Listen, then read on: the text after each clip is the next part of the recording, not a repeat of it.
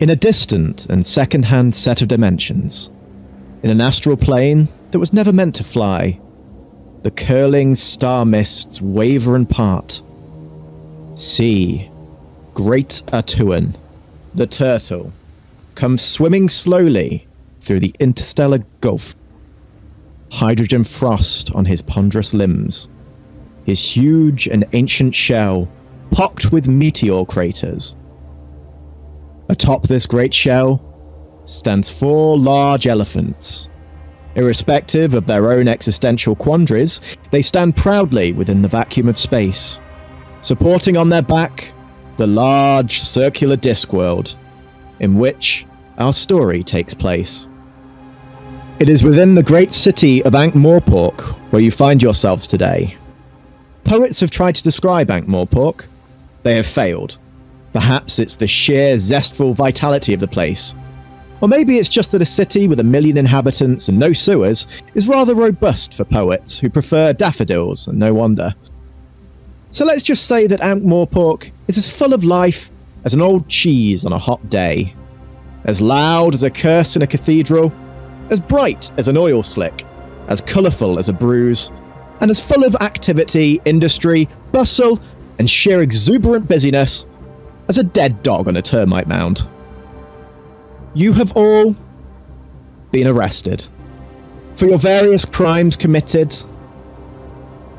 You have been taken and accosted by the members of the Night Watch, led by the great Sam Vimes, who is a legend within the city of Ankh-Morpork. As part of your punishment, you have all been brought before the Patrician, the leader of Ankh-Morpork. He governs Ankh-Morpork with an iron fist. Let's bring you guys over to the Patricians Palace. You are all brought towards the entranceway of the Patricians Palace. Very nice building, actually. Very nice atmosphere, very plush carpet, and some beautiful statues. You are all in chains, your arms bound. Members of the Night's Watch have accompanied you here. In front of you is, again, something of a legend of the Night Watch, Sergeant Carrot. He is very well known among the city. Most people he knows by their first name, and has a very good reputation with each of them. Accompanying him is his fiancée, Angua. She also has something of a reputation, and a less nice reputation than her other half. She is standing nearby him and has a firm gaze on each one of you. Carrot takes a step towards you and looks out to each one of you. Thank you very much for showing up here today, ladies and gentlemen. It is my pleasure to welcome you to the Patricians Palace. He looks over to each one of you and counts under his breath. So I believe we have Jungle Jock. You're the fool, correct? Oh yes, a professional. A very professional fool. Yes, I've looked through your record. Very interesting record. Good reputation with the Seamstresses Guild. Very interested in all of that. I would love to get some more information on that. I don't actually know a lot about the seamstresses. I've never had to have any of my outfits repaired at all. At that moment, Angle walks over and whispers something into his ear. His face drops. Oh, never mind. Mr. Bruno Bear Stomper, very live wire. Very interested in your reputation. I've actually read stories of what you did. Absolutely monstrous and phenomenal in every sense of the word. Very impressed in the work you do, honestly. Big fan. Horifus Crump, you don't actually have a criminal record. I've looked over that. I don't know if it's a mistake that you've been called in here, but we're happy to have you, as it were. We'll make sure that you're very well taken care of. I still don't know why I'm here. Well, I'm sure the Patrician will be able to go over that with you. He's very wise. He knows quite a lot about each one of you.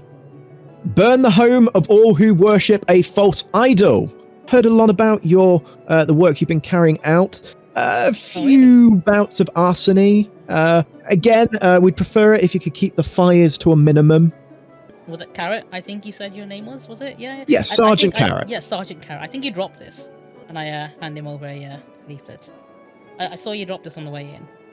Oh, I didn't think I'd drop this, but thanks very much. I believe this belongs rolls to you. it up. He goes to roll it up and slide it in his pocket, and Angua immediately whips it out of his hand. And last, but certainly not least, I believe we've got with us Daisy Honeyleaf. Is that correct? I look for any form of weapon that I've got on me. I know I'm in chains. Yeah. Is it possible to try and whip him with the chains? You can certainly try. Yeah, go ahead. That'd be an unarmed strike, probably at disadvantage, given that you're definitely chained. Yeah. So that's a 4. So you lurch over and try to strike Carrot. Carrot just sort of it clunks against the front of his armor, and he sort of looks at you with slight concern. At that moment, Angua steps up to the side of you, and she immediately smashes into your stomach. Not to do damage, but just winding you ever so slightly. I go, it's Delilah, and the next time you say the other name, I'll personally take out a mercenary's quest against you and then sneak into your room at night and stab you to death. Noted. So Delilah. Oh yes, I can see on here actually. Delilah Shadowblade. I believe is that your name. Oh. Sorry, I was not aware I was dead naming you there. Very, very sorry for that. At which point I sort of brush myself down, poised, and stand with of someone who has had training to stand correctly, and just go stand back where I was before. Well, the Patrician will be ready to see all of you momentarily. I believe he is currently in talks with Sir Samuel Vimes. In a moment, we will send you on through to speak with him. Sam Vimes stands before the Patrician, Lord Vetinari. He is doing his best to keep himself composed. His hands are steady as he's holding his watch helmet. Tips of his fingers have already gone white. Sir, this is entirely unorthodox and flies in the face of everything the watch stands for. I understand your concern, Mr. Vimes, but I assure you this decision falls entirely in line with the history of the Night's Watch. You're employing criminals! And if we were to look into the criminal records of the various employees of the Night's Watch, do you think it would be free of blemishes? Sir, Corporal Nobbs alone must have quite the colourful sheet, even whilst under your employment. Well, yes, Nobby's a special case, but... And if we were to look into your own record, I'm sure you yourself have lived an honest and altruistic life? Yes, sir, you've made your point. This task is not one worthy of the Watch's time. I trust that you accept this decision and keep yourself and your fellow watchmen off the case. Sir, I will pretend that you prefixed your statement with a yes. Sir! Very well. Please, don't let me detain you. At which point, Vimes turns on his heels and bursts out through the door to where you are all assembled. He huffs aggressively and walks over to Carrot. So, are these the people? Yes, sir. Yes, they are all assembled and all ready to speak with his lordship. Is everything going okay? Everything's fine. I'll discuss it with you back at the watch house. He pushes past, barges through Bruno, and leaves through the door. Well, yes, sorry, the captain can be a little rambunctious at times. But if you could all please make your way through the door to the Patrician's room, I'm sure he'll be ready to speak with you, Harriet says, stepping out of the way and allowing you all to pass through. So you're all guided to head on over to this door over there. Now, Vetinari is viewed by most as the most stable and just ruler Ankh-Morpork has seen in centuries. His consolidation of power stems from his balance of delegation over absolute control. Formation of guilds within Ankh-Morpork allows for the control of every culture and subculture to be policed and governed by their own people. Under the Thieves Guild, you can guarantee that all muggings and assaults will be carried out with the utmost professionalism, with the provision and a fully itemized receipt. With the Assassins Guild, you can assure that any act of murder would be carried out cleanly and with the level of decorum expected of the gentry class.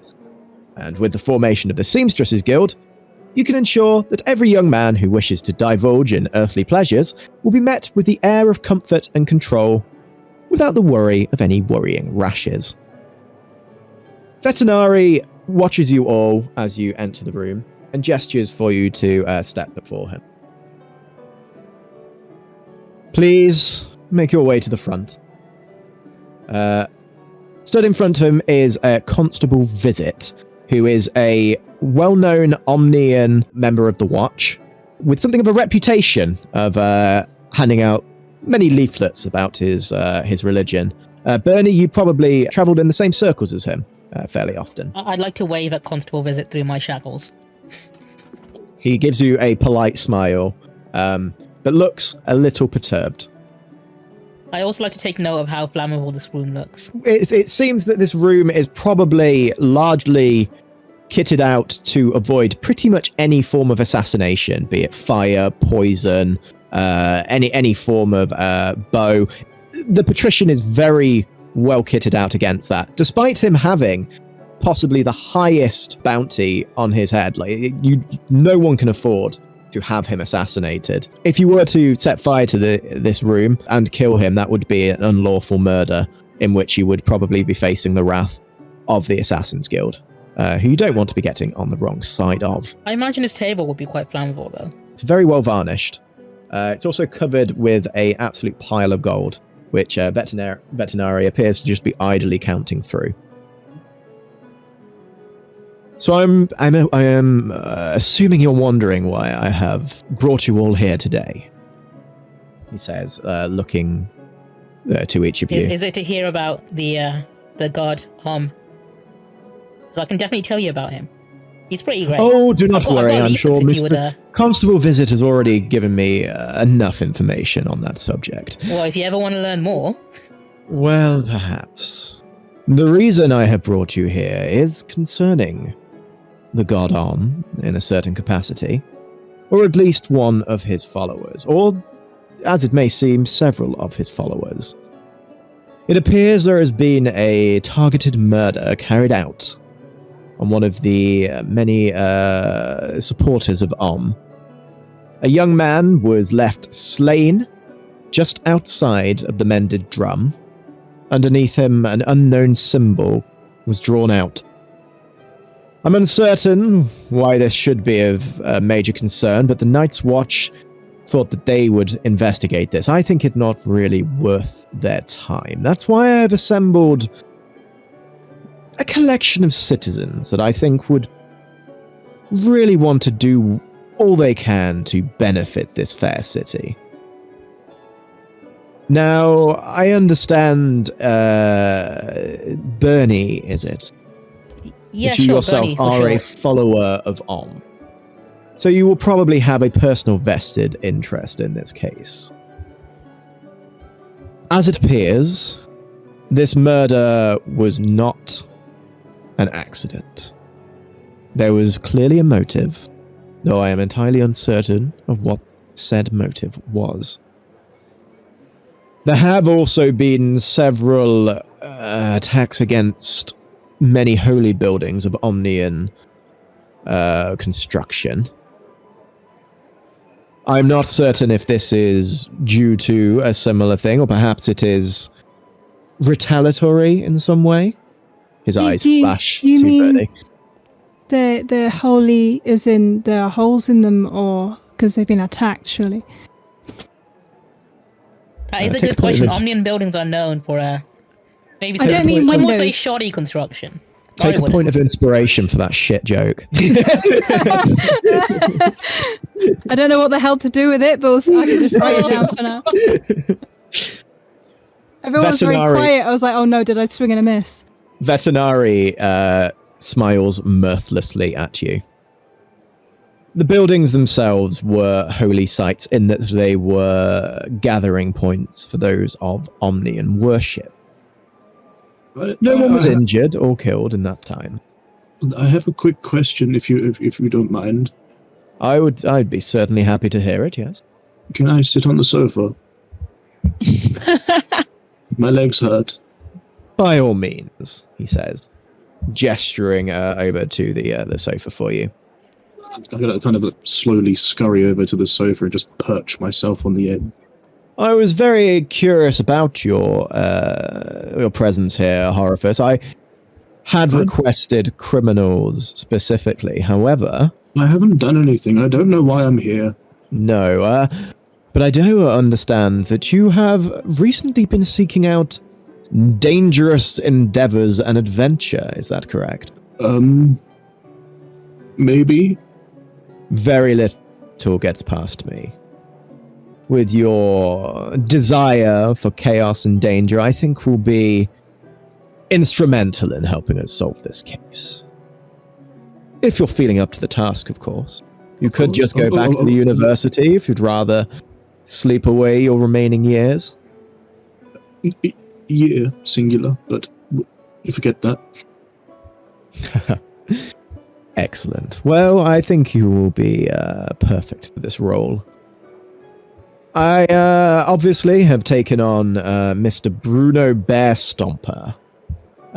You are apparently a very skilled fighter, as is young Dahlia over there, trained in the Assassins Guild. You said my name? What else you say? Ah, yes, I believe you are hard of hearing, aren't you, Mr. Bear Stomper?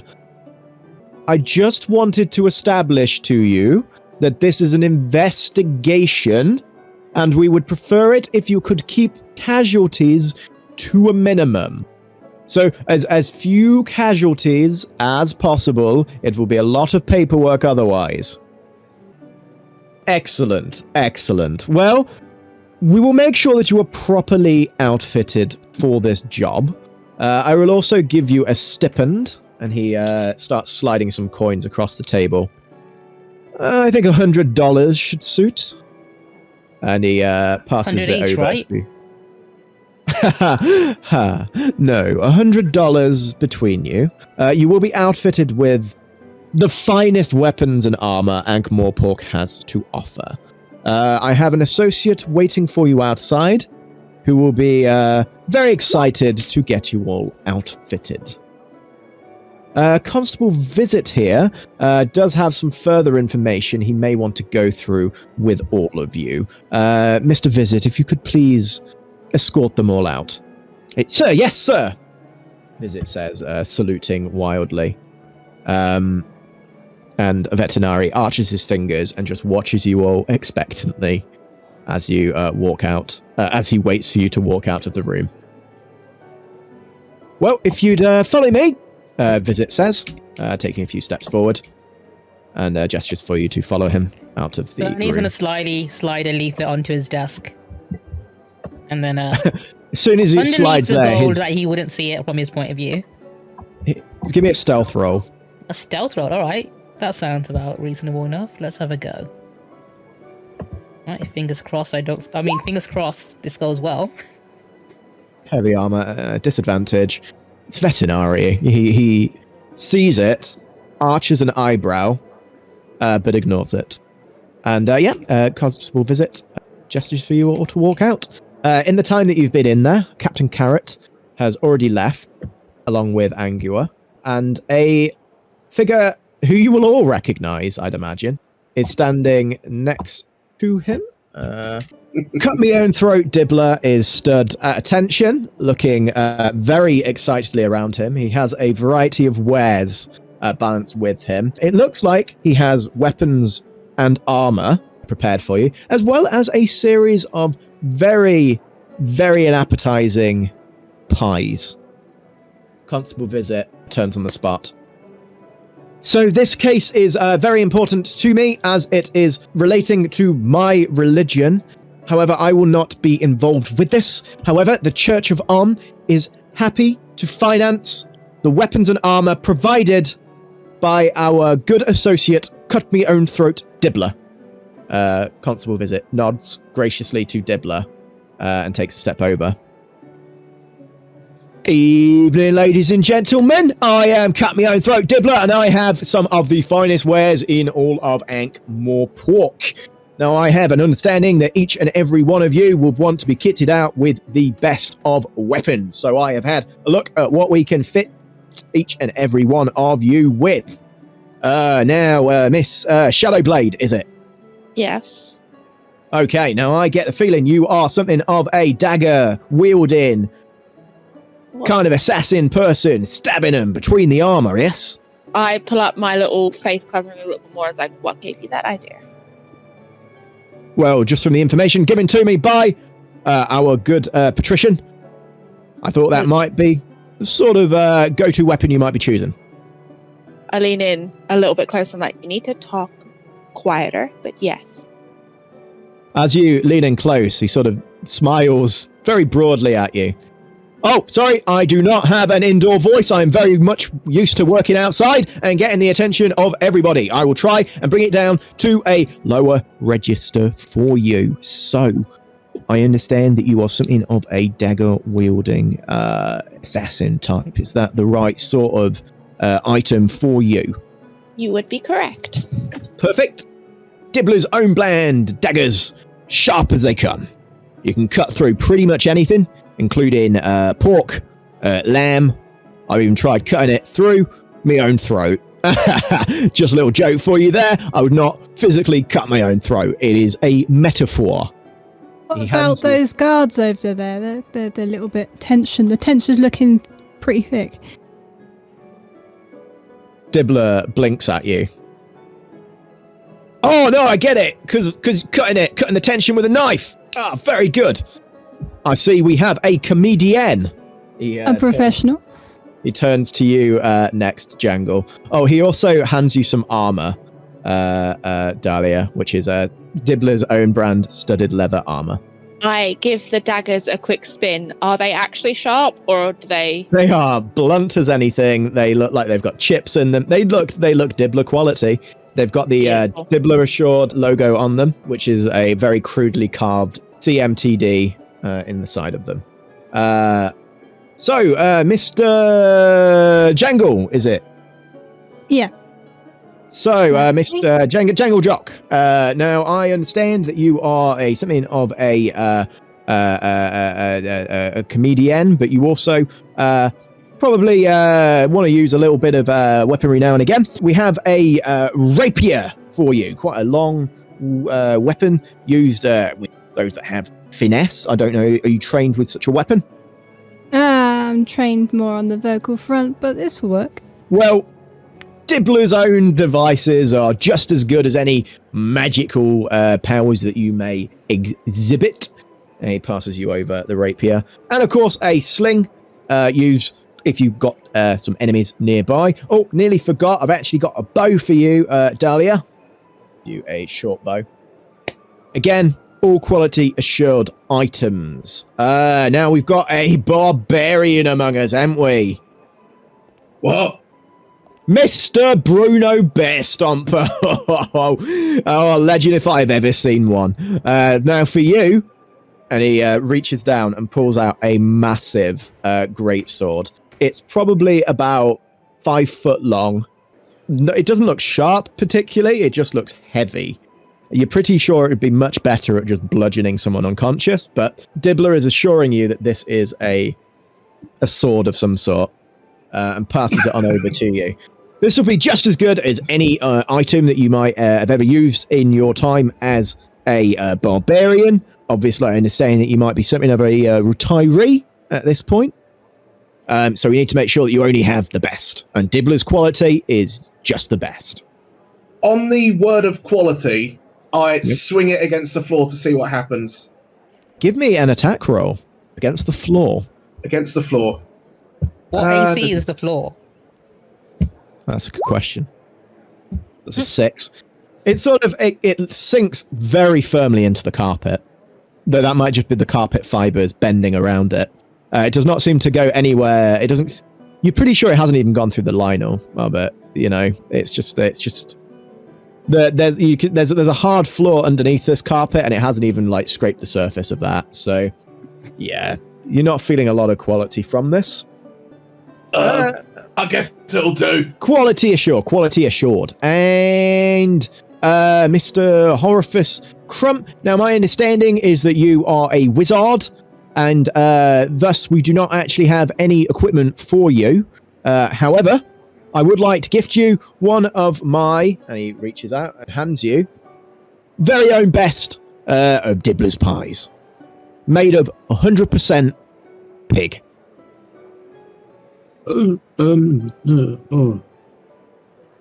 Thank you. Quality assured. You can take a bite if you like. Does it look appetizing? As a wizard, you have eaten many things, including items that have been bought off Dibbler's trays. As far as Dibbler's food goes, it looks palatable, though there's a slight greenish texture to the pastry. Again, not something that you're unfamiliar with. At this point in your life, though, your taste buds are probably all but diminished, so it'll be less a case of the taste and more just the nutritional value that you would gain from this. Okay. Well, thank you. I'll put this away for later. Just kind of like just make stuff sure it. you eat it within a day, otherwise it would expire and it will start to smell, and then the birds will come, and then you'll be just accosted by pigeons. It's a whole thing. You don't want to get mixed up in that. So just make sure you eat it at some point today. You'll be doing fine. Oh, and you can kind of like stuff it into a pocket.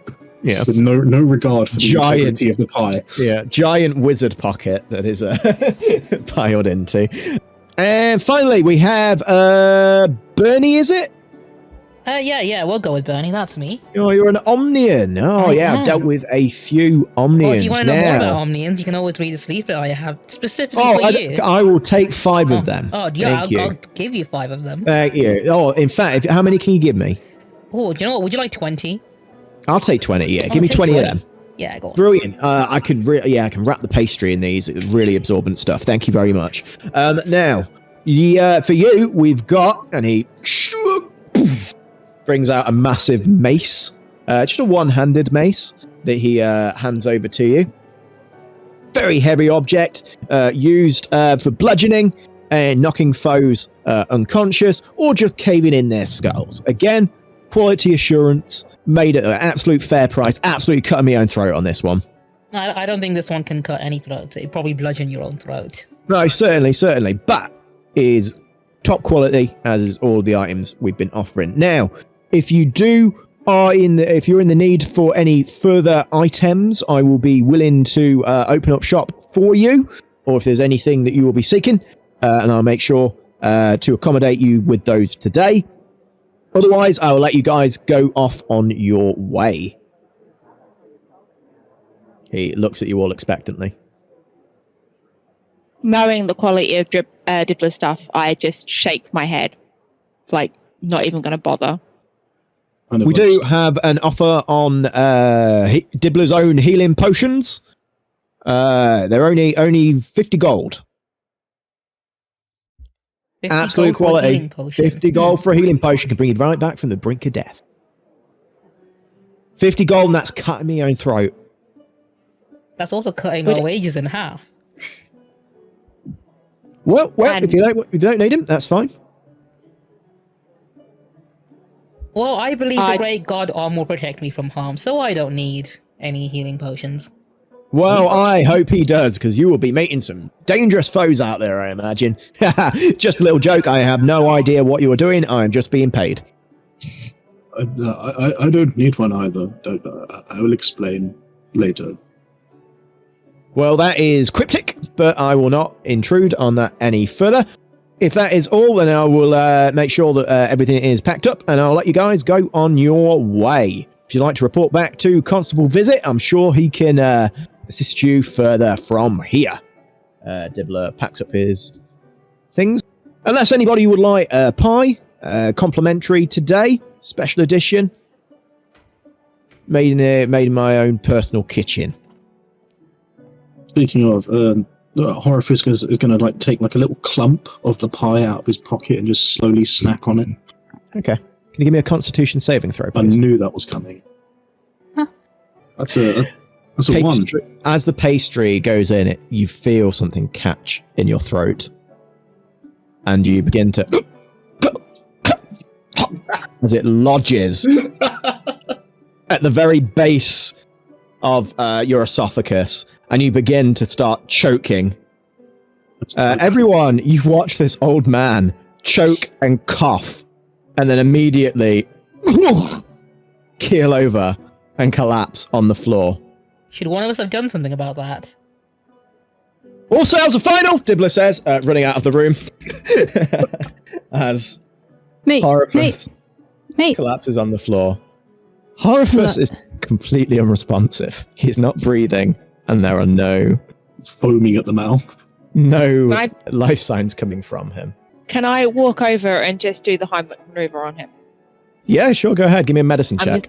I'm assuming we all saw him stuff a bit of pie in his mouth. Yeah, I mean, he did it fairly subtly, but it wasn't a stealth roll for it, so yeah, go ahead. Give me a medicine check. That is a 19.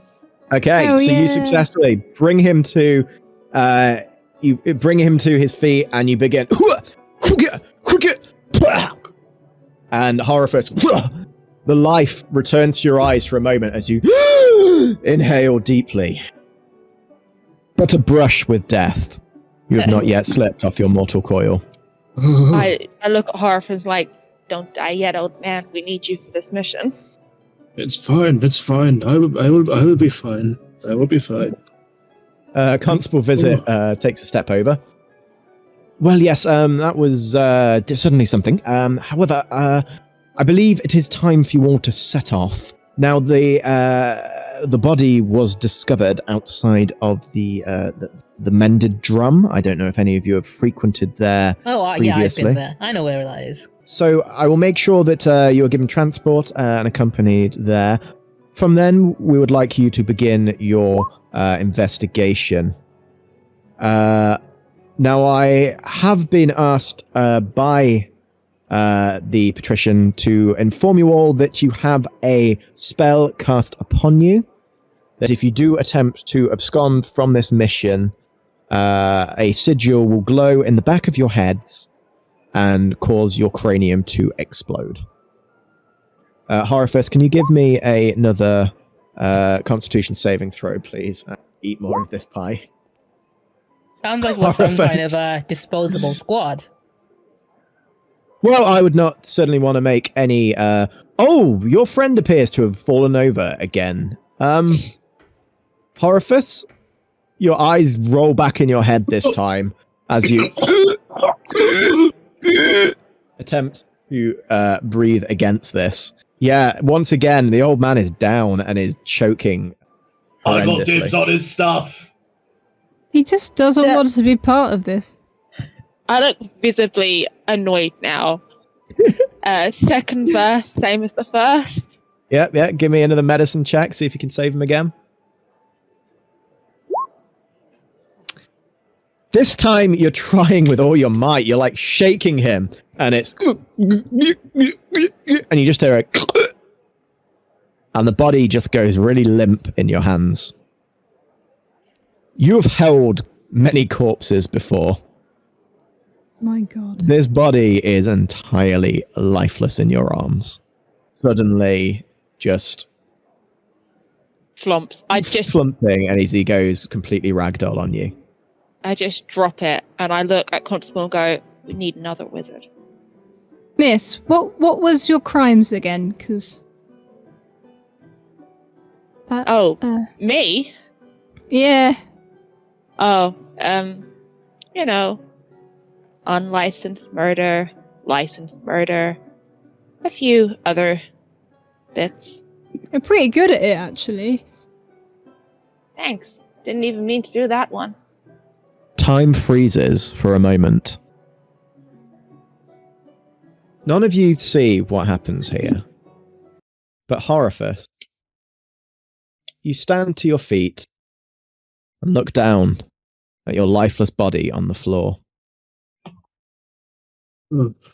There is a moment again of confusion and consideration until Horifus. Hello again. What was it this time?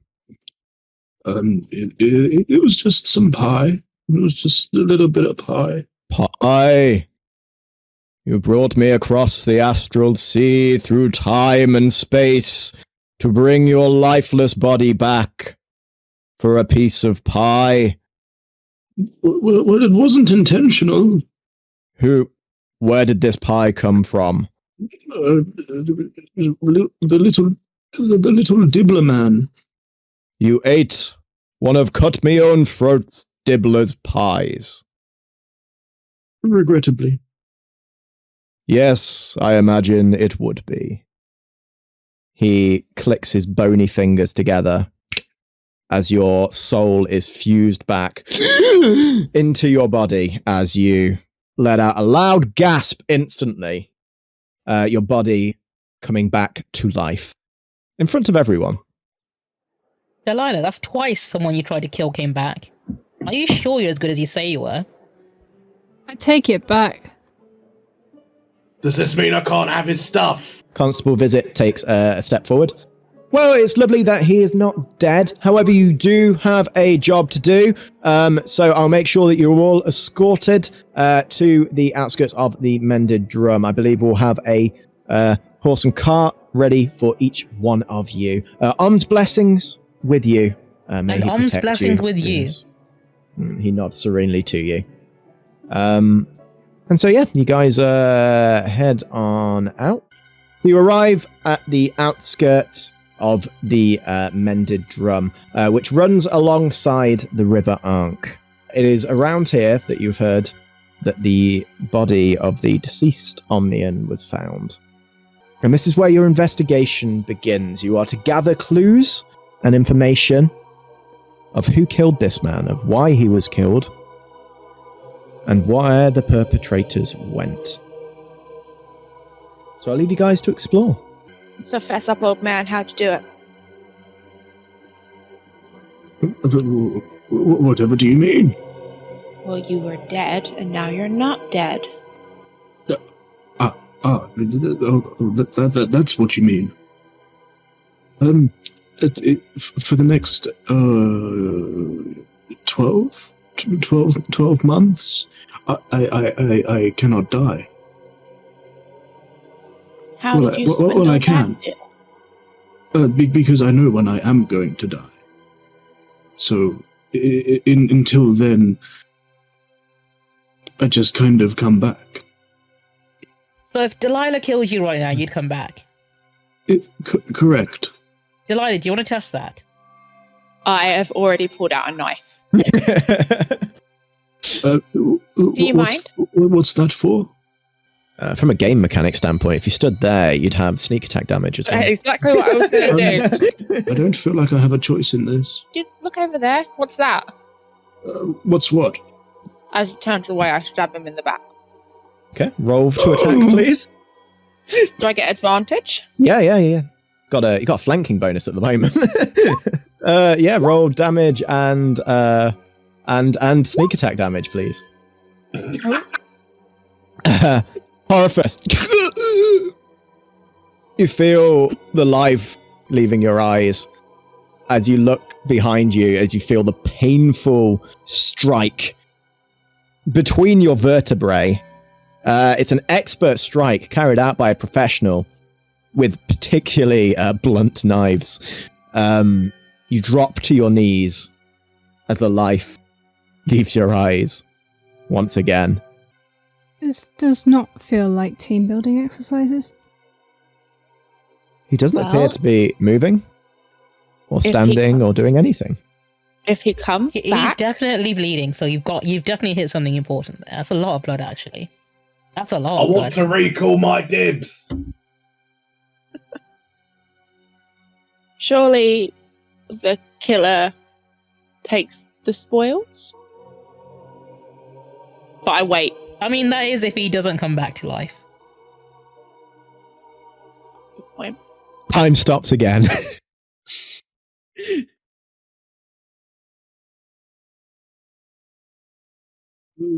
Death sidles back over. Hello again. Did I not just literally bring you back to life? What was it this time? My back hurts. Death takes a look down at your body. And then over to Dahlia, who is frozen in place. Ah, yes, an assassin. You see a lot of those in my line of work. Are you feeling okay? Other than the knife wound? I'm going to be honest, I feel fine. Yes. You probably won't in a moment. He clicks his finger as you're brought back with a agonizing, stabbing pain in your back. Oh, look at that. As you feel the wetness of the blood. The wound is largely healed, but it is still excruciatingly painful and sore. Now, that brings us to the question. The spell we have that makes our heads explode if we deviate isn't going to be a problem for you, is it, Horifus? Absolutely not. I put my hand on your shoulder, turn to you and go, excellent. I don't know what your original name was, but your new name is Bait. And walk forward to look for whatever we're doing. Okay. So I'd like everyone, just as you're moving along here, to give me a perception roll, but this is an audible perception roll. So, Bruno, you're rolling this at disadvantage. So from over this way, you can hear a cacophony of just mumbles and shrimp.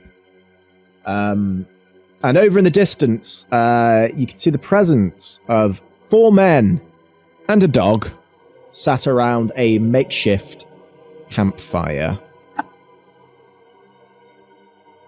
The Canton Crew are both ubiquitous and prolific homeless people that live largely around the shades and the slums of Ankh-Morpork.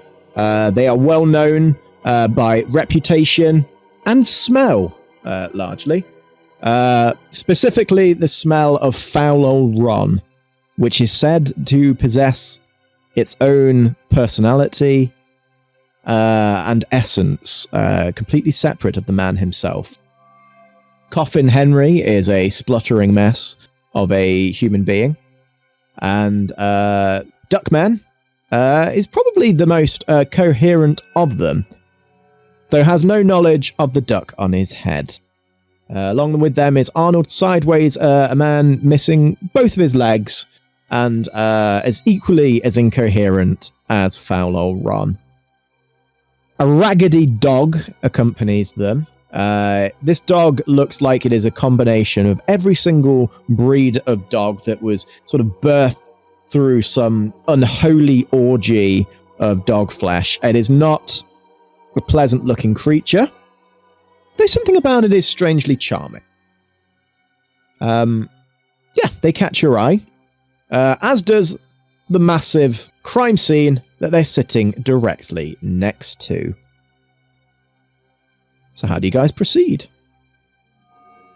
I think I can see the crime scene from here.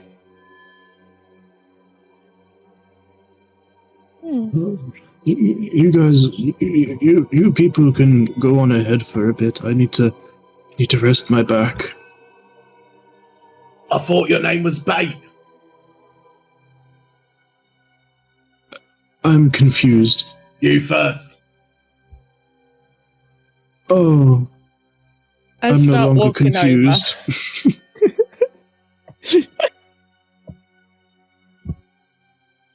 Yep, the path. Under my breath. Yeah, the path is like quite rough cobbled stones. It looks like plant life has attempted to grow from the little moisture that the Ankh has provided. Most of it looks like algae. kind of giving off a oddly sulfuric scent as you step past it. I can provide a distraction if you'd like.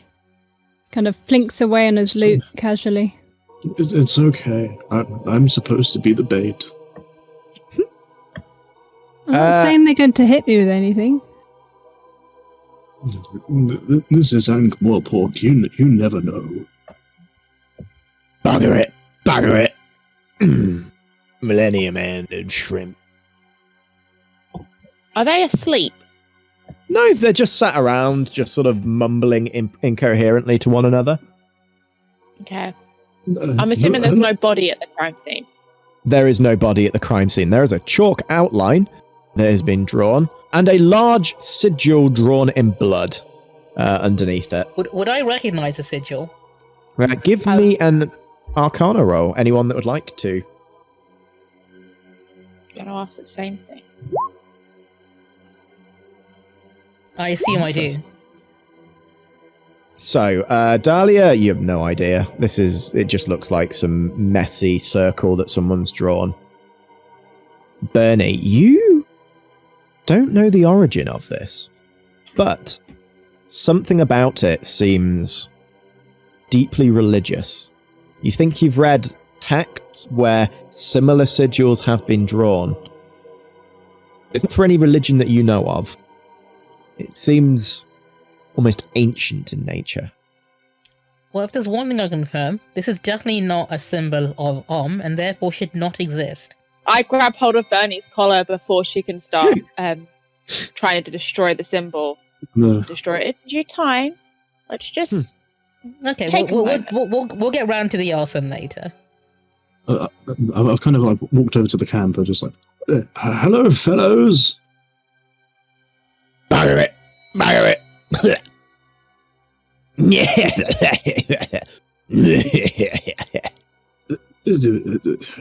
What was the joke? What's the laughing? Bugger it. Are you okay, good sir?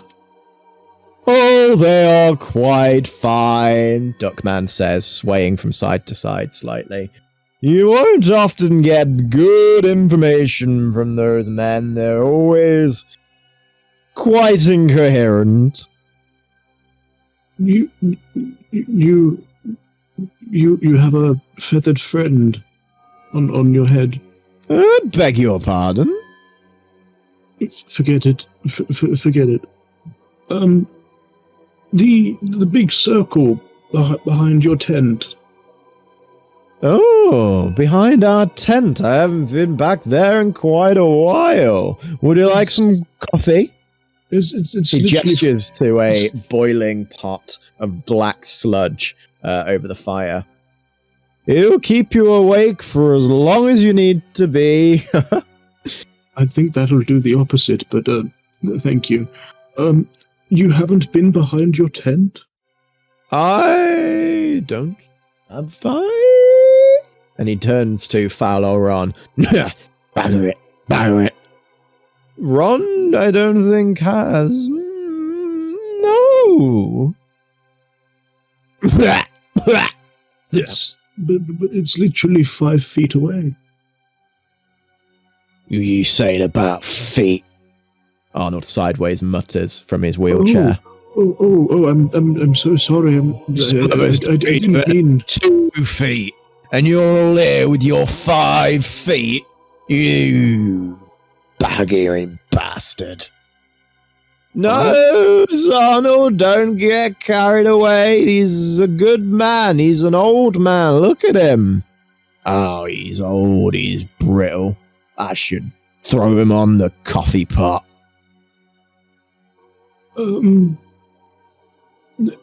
Jangle, would you like to take over? Right, I guess we've been introduced quite enough. And he kind of like walks in quite casual. The way he's walked has kind of slung his shoulders a bit lower as he steps, a bit more vigor to his step. I'm here, I guess, to lighten the mood, maybe ask a few questions about that place you don't go behind. because there seems to be a lot of strange happenings around here, whether concerning feet or not. Jangle, after you've taken a step towards foul or run, I'd like you to give me a Constitution saving throw, please. Right, okay. Oh dear God. You feel a build-up of acid reflux in your chest as the scent of foul or run reaches your nostrils, and you manage to swallow it all back down He does a maintain little your dance. composure. Does a little dance over towards here instead. Coffin Henry coughs a mouthful of phlegm onto your jacket. Wonderful. Anyways, bit of a community outreach here this evening. I was wondering how long you've been set up with your wonderful homes around here. Well, we've been here a few days now, Duckman says with a smile. We mostly stay here for the duration of it, though we do head into the shades in our endeavors of begging. Right. Speaking of which, could you spare a gold piece? Just a single gold piece? Maybe if you know a little something about... I know many things. One singular gold piece could make me tell you anything you'd need to know. Oh, nice to see we're on the same page here. I am very, I'm on very all much the pages. Every single page is one gold piece, and I can be on whatever page you want me to be. wonderful. Well, One gold piece, please. I don't have anything to my hands. However, I think... Well, what we'll say then, we'll cut to you guys as you carrying out your investigation. So you've had your moment of Arcana. Is there anything else you're looking over? So the outline of the body, where they fell, that has been marked out by the watch already. No sign of where the body is. Any track marks or anything like that that probably have been trampled by the watch because they're not the most subtle, but Give me an how old is the investigation blood roll for me, please. as well. Yeah, give me an investigation roll if you both could. That'd be brilliant. Okay. Bernie, you are still blown away by this sigil, and you're trying to look at the crime scene itself, but you're so distracted by this abhorrent. If you can give me a wisdom saving throw, you feel like, even though you have this burning urge to just desecrate this testament to an infidel's god, you decide to take a step back. There's many other ways that you can have a strike You can burn against tomorrow.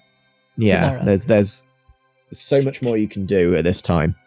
Now, Dahlia, you've inspected the bloodstain, and you can see from the blood splatter, it looks like the victim, from where the body fell and where the blood splattered, was struck from behind, possibly with something particularly heavy. You've seen strikes like this before. You've possibly even carried it out a few yourself. I was gonna say, are they blunt strikes or? It looks like, with the level of splatter, I'd say from your expertise, you'd know. Yeah, it looks like blunt force trauma. You can't see any signs of tracks, though. Nothing concrete, anyway. Brilliant. Is it a large weapon or a small? Given the spread, it looks like it's a small impact. So possibly something like in your experience, it would be something like a hammer, or maybe or like a thick log, or even like a wrench or something like that. Like a tool more than a weapon. So I need to see the body, basically. Finding the body would be extremely helpful. Yes. Hey, Bernie, any idea on this symbol? All I can tell you is that it shouldn't really exist, and we should probably get rid of it at the earliest opportunity. Other than that, I think we sort of need to find the body to confirm anything else. What do you mean about the symbol shouldn't exist? I mean, it's very clearly not Omnian. Right, of course. Would you ask the others? I mean, I'd rather not. I sort of... I can literally see that one over there has some, visible fog emanating from his body, and I do not want to be getting any close to him. Yeah. I shout out, I go, bait! And loot player. So, just as Duckman is asking, just one gold piece, you hear a shout from the other side of the tents as Dahlia calls you over. Don't worry, friend. I'll ask them for you. I'm gonna quickly, I was confused as to why Jangle moved away from foul Ron, so I'm gonna quickly just lean over and take a quick whiff. Give me a Constitution saving throw. Your sense of smell is not what it used to be. Is your sense of taste diminished over time? So does all your other senses, really. You've smelled worse. You're pretty sure you smell worse things coming off Ridcully, especially after he's had his 4th goblet of wine. So you're not quite sure what the problem is with this man. Have we ever met the beggars before? Some of you may have passed them before. They're, as I said, they're prolific. They're everywhere. They'll pretty much be constantly asking someone for money. Just double checking so I know not to go over there. Yeah. You'd also know that no one would bother putting a bounty on them because they're just so insignificant. So from your circle, they are just the least significant people in the world to you. Cool. I like their dog. The dog is looking at you all, and you're pretty sure he's looking at you all with abject disapproval. Could you describe what that looks like to us? It's a sort of extreme furrowed brow and head sort of like tilted back, maybe with like one eye slightly closed. I take umbrage to this, and I growl at the dog. Me. Okay, give me an intimidation roll. I hope this goes well. I'm a big boy. The dog's face softens, and you're pretty sure its mouth is now curling up into a smile. You just hear a voice as you're walking away. What a bloody weird man. You're not sure where it's come from, but it's just... The choice and accent is superb, in my opinion. Woof, woof.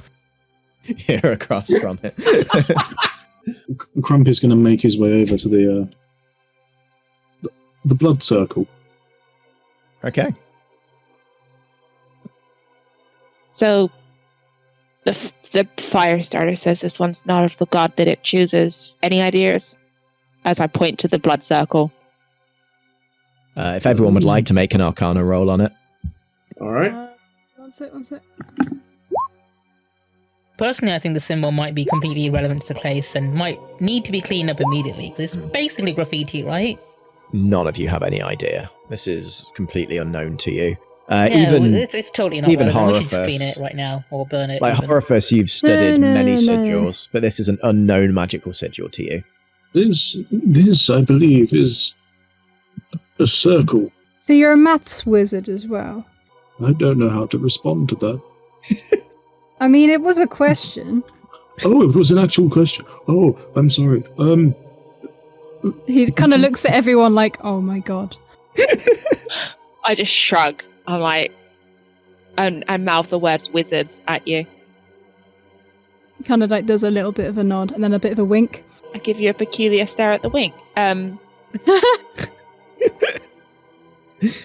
So there appears to be a body missing from the crime scene. Yeah, and the body that should be here probably would look like a raisin by the amount of liquid that's missing from it. Is this the best that the watch can send? Actually, that's a good point. How much blood is actually does it look like they properly leaked? It looked like they put it on the end of a mop and just mushed it round in a circle. So, Dahlia, you know how much blood is in the human, but like 8 pints of blood in the human body, and you're looking at this and you're like, you can get so much more blood out of a human body than that. Yeah, I don't say anything to the party, but I just take note. We say 2 pints of blood. Yeah, you reckon maybe 2-3 pints of blood, and it's been spread very liberally, but it's you could definitely get more blood than that out of a human body. Is the blood dry? Yeah, the blood is very dry. This crime scene looks probably been here about a day. Can I get a little scrape of blood and put it in my mouth? Yes. Sure. Okay.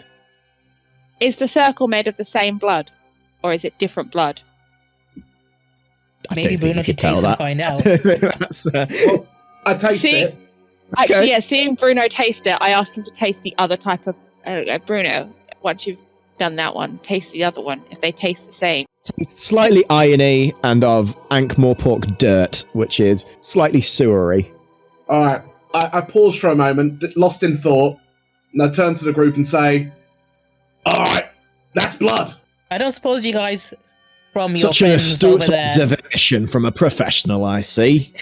A voice, again, from nowhere, seems to emanate across the camp. Can I try and work out where that voice is coming from, please? Can try. It's coming from... You're pretty much sure it's coming from somewhere around the camp. Okay, I'm going to walk over. I know of the beggars, though, don't I? So... Yeah. You know, that And doesn't sound like any of their voices. Exactly. Oh, here comes one of the edgy ones. Can I Oh, look. pinpoint? Oh no, she's got her daggers. Oh, I'm so scared. I'd like you to do a wisdom saving throw for me, please. Absolutely. For a moment, your eyes look to the shaggy dog on the floor. But something in your brain clicks and you're like, dogs can't talk. Is she okay? Dogs are incapable of speaking. You must be losing your mind. Hey, And you- Bait, you got any of that pie left for the dog? Oh, yes. Doggy would love some pie. You should give the cute doggy some pie. You feel Yes, the sudden urge to feed this very cute dog some pie, but you're uncertain why. Everyone that heard that as well, I'd like to make a wisdom saving throw, please. Do I hear it?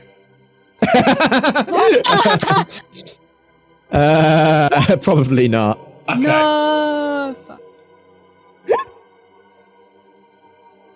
Horrifus. That dog just spoke. The words are coming out of that dog's mouth. You're watching the movement of its mouth. And in your 94 years on the disc, you've learned that there is nothing beyond the realm of possibility.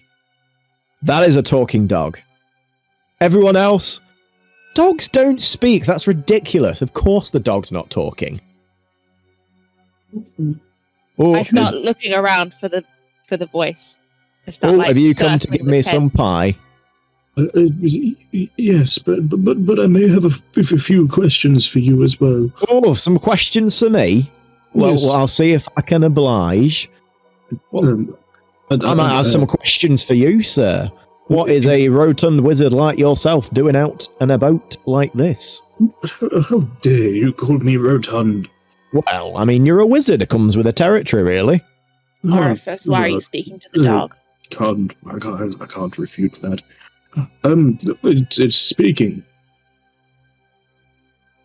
Old You- man, are you going to And see anyway, him out? I take some of the deathly pie out of the pocket and just slowly feed it to the dog.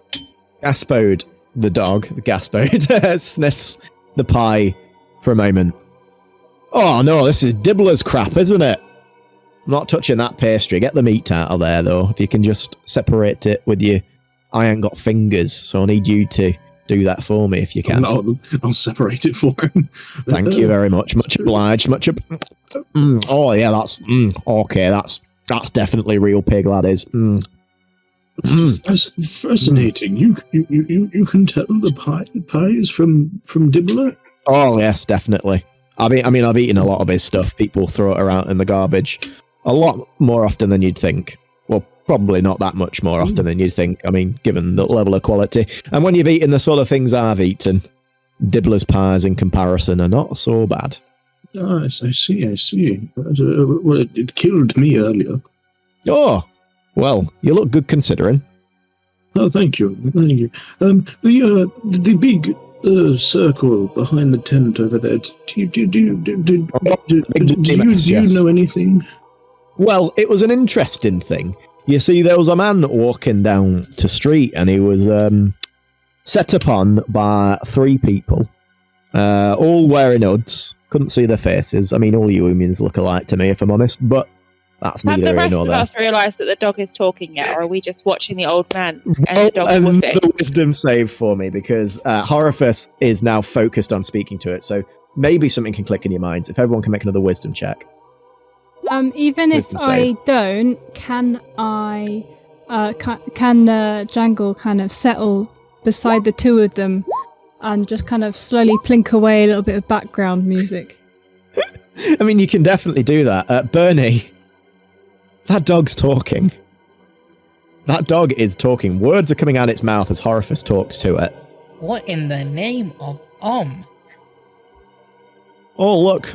Your little clerical friend appears to have cottoned on. Must be brighter than most. Bernie, I wouldn't assume so. you see, it's speaking. I mean, there were times when would come to our realm in the shape of a great bull and other such fearsome animals. I And don't speak think to, this is a bull. Yes, that is I. I am the great Om. I have Shush come you. to bring ruin to this world. I see No. the three of them talking, shake my head, and go, chicken gods and all that rubbish, and walk off back to the crime scene to have, like, Oh no, she's gone off the moody cow. Mr. Dog, I don't know your name. My name's Gaspard. Gaspard. Formerly could you- Gaspard the Wonder Dog, but I just go by Gaspard now. Yes, Gaspard, could you continue your story about the Oh yes, so there was this man walking down the street and he was set upon by 3 hooded figures, and they bludgeoned him from behind, absolutely caved his head in, and then they drew their symbol on the ground with the blood that they got from his head, and a lot of blood came out of his head, mind you.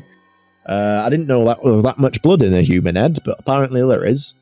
Anyway, they spread it all out and created this symbol on the floor. what happened to sure the what- body? Well, that's the interesting part. So the body was there and left there because the watch they came over and they drew around it. Now we haven't been here all day. I mean, my associates here need to make sure they go around keeping watch of things and obviously getting money here and there and bringing me little scraps to eat, so in that time I think the body was moved. I assumed it was from the watch, but something doesn't smell right about it. Can't fool this. I think that might just be your friend over there. that is very strange. I need some brain juice for this. Duck Brain man, juice? one Well, cup there's of quite a coffee, lot. please.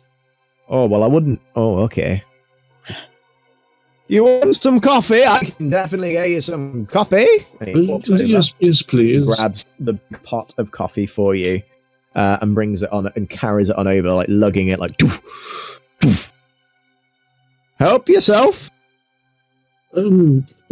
Should I just use my hands, or do you have? Oh, we've got a can, and he's got an empty can of beans that he's like scoops Hey. up this bubbling liquid and passes it over to you. Chin chin. I kind of stares at the liquid for a second, and then looks back up at the duck man, and then back down at the can, and just like, well, nothing to lose. Takes a sip. Small sip or a big sip? Go for a big one. Why not? Okay. Constitution saving throw. That's an 8. Oh crap! You feel the caffeine sift into your body as your pupils dilate, as your heart begins to doo-dum, doo-dum, doo-dum, doo-dum, doo-dum, doo-dum, doo-dum, doo-dum,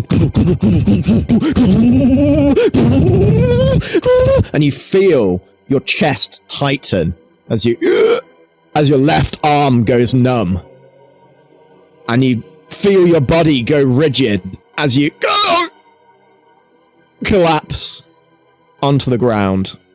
The life leaves your body once again. I walk over and pick him up and put him on my shoulder. Okay. He'll be up in a sec. Time freezes once again. death emerges from the mists of the Ankh. Horiphus, you're now watching your body being carried over the shoulder of Bruno. Where's he taking that? What was it this time? I believe it was a heart attack from a cup I of don't know. coffee. I even ask. I know. It was the coffee. You drank quite a lot of it, and a man of your age, with your physique, it was only...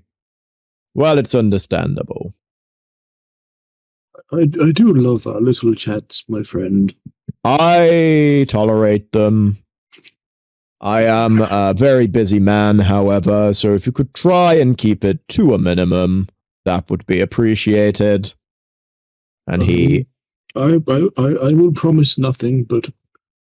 He clicks his fingers as you wake up on the shoulders of Bruno. I place him gently on his feet, tap him on the head, and say, "That's why we call you bait." It's been a good 40 years before someone manhandled me like that. Did your friend just die and then come back to life? Yes, it's complicated. I mean, I've seen a lot of weird shit before, but that certainly takes the dog he did biscuit. say when he offered you that pie that he died. Did he? Oh, well, I don't process every word you tell me. I mean, I've got a lot going on myself. You can't expect me to. No, I understand. You must be a very busy. I'm a very busy dog. Yes. Yeah. Of course. Now, is there anything else you need to know? And also, actually, yeah. Do you mind handing some of these out and I give him a few leaflets? I mean, I don't have any hands to. I'll just give it to him in his mouth. I mean, I can use them for a litter tray or something, I guess. Will that be beneficial to you? I mean, if you can probably trade them for other goods like food. What, you want me to deliver them around town? Yeah, sure. Okay, well, you're going to make it worth me while. I give him more leaflets. Oh, I mean, coin will do. How much coin does a dog need? I mean, to get good pies, and I mean sirloin steak. I want you to ask the duck man, give him 5 gold, and make sure he gives me the finest steaks Ankh-Morpork has to offer. You know what? You got yourself a deal. And good man. He reaches a paw out to you. I go to the within reasonable distance to the duck man, seeing as he stood next to a man who is surrounded by green fog that terrifies me. Are you sure this is an intelligent use of our funds? Don't listen to the dead wizard. Doggy needs his treats. What's going on? I'm giving the duck man 5 gold to treat this lovely dog here to... You are very kind, sir, and I can give you as much information. For the dog. Sirloin steak for the dog? Yeah. Now that's... Doggy needs some steak. Well, I guess, yes, that does seem fair. The dog... Something in my mind's telling me that I should buy him some steak. Yeah, you should, and use this gold for that. Oh, thank you. Thank you very much, sir. 5 gold pieces. Oh, we can buy so much with that. It is a grievous misuse of our funds. No, it is a fantastic use of your funds. Now, give me those papers and I'll pass them round the shades. I'm sure people will be interested. I give him like 15 leaflets. Thank you very much, he says, holding them in his mouth.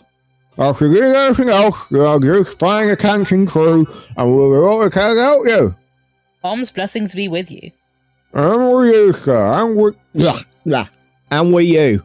Now, I would suggest, if you are wanting any further information, I did see 2 of the watch heading into the mended drum. However, if you'd like to completely disregard that, that's completely up to you. Just thought I'd give you some advice. They might know something about where that body went. Delilah.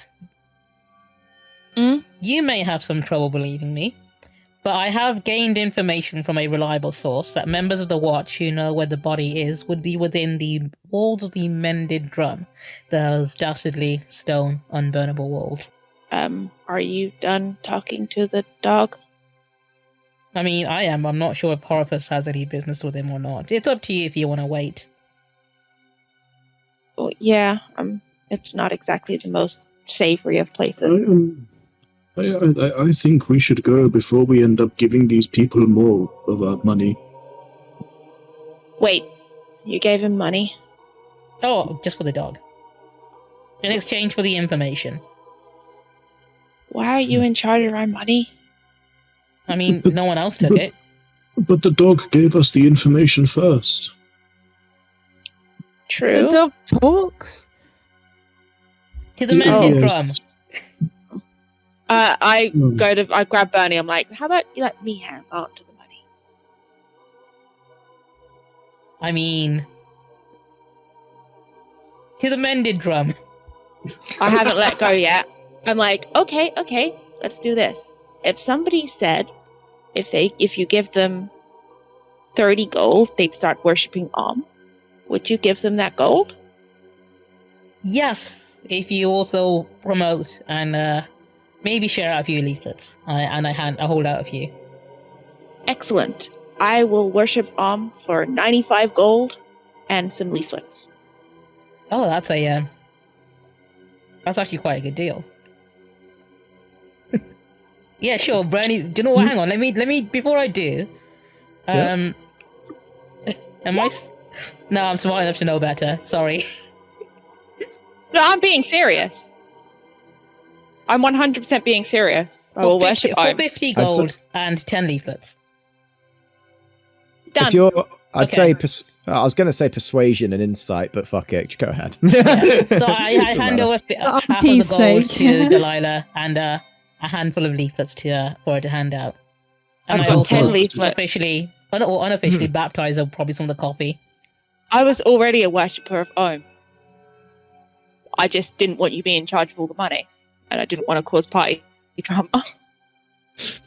Excellent. But now I have some leaflets for you.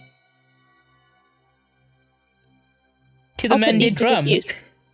Okay, so the mended drum is just over here. Out front is a large troll bouncer who seems to be eyeing you all suspiciously as you approach. Welcome to the mended drum. Please make sure that all weapons are holstered before you enter. We don't want any trouble here tonight. They're dibblers anyway. Good quality then. Please enjoy your stay. So, you guys arrive at the Mended Drum. It might be thought that the Mended Drum, scene of unseemly scuffles only a few hours ago, is a seedy, disreputable tavern. In fact, it is a reputable, disreputable tavern. Its customers have a certain rough-hewn respectability. They might murder each other in an easygoing way, as if between equals, but they don't do it vindictively. A child could go in for a glass of lemonade and be certain of getting nothing worse than a clip round the ear when his mother hears his expanded vocabulary. Can I eye Horifus's dagger wound to see how healed it is now? I mean, the fabric's still sort of torn, so yeah, you can see that it doesn't look like it's actually, there's no surface wound anymore. It's more sort of like it's like it's scarred over already. Cool. How long has it been since I stabbed him, roughly? Maybe about 20-30 minutes. Oh, for God's Brilliant. sake. No, I'm just information for later. So yeah, as you guys arrive, the bartender, Hibiscus Dunelm, eyes you all with varied confusion, but it continues washing a very grubby glass. Sat at the bar, drinking out of a large tankard, is a large orangutan, who appears to be glugging away quite happily. A group of dwarves are sat having a very loud discussion, as well as a group of young men who are sat over by tables over there. Sat sort of central, probably into their fourth or fifth drink, are the two town's guards of Corporal Nobbs and Fred Colon. And that is everyone that you can see so far within the Mended Drum. What are you guys doing? Do I recognise the orangutan? Yes, of course you do. I'd say you Okay. would do, to be fair. He's prolific. Oh, Can I give him an apologetic wave? Sure. Can you describe how this wave is apologetic for me? Okay, so I see him, my eyes go a bit wide because I pissed him off with stealing the book. So I try and feign a toothy grin, a wave, and a mouth sorry. His top lip raises and you see his fangs. I take a step away. I think he likes you. Jangle walks straight up to the bar. Look! So what else did the dog tell you to? Well, he mostly spoke to Horifus. He told me that the man that was hit on the head, he was assaulted by 3 people, not just one. There were 3. They were hooded. Makes sense. Anything else?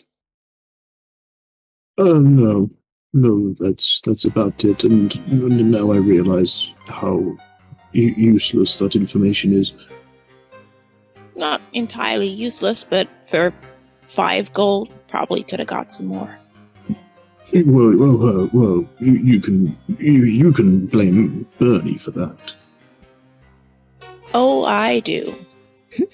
I head over towards where the guards are.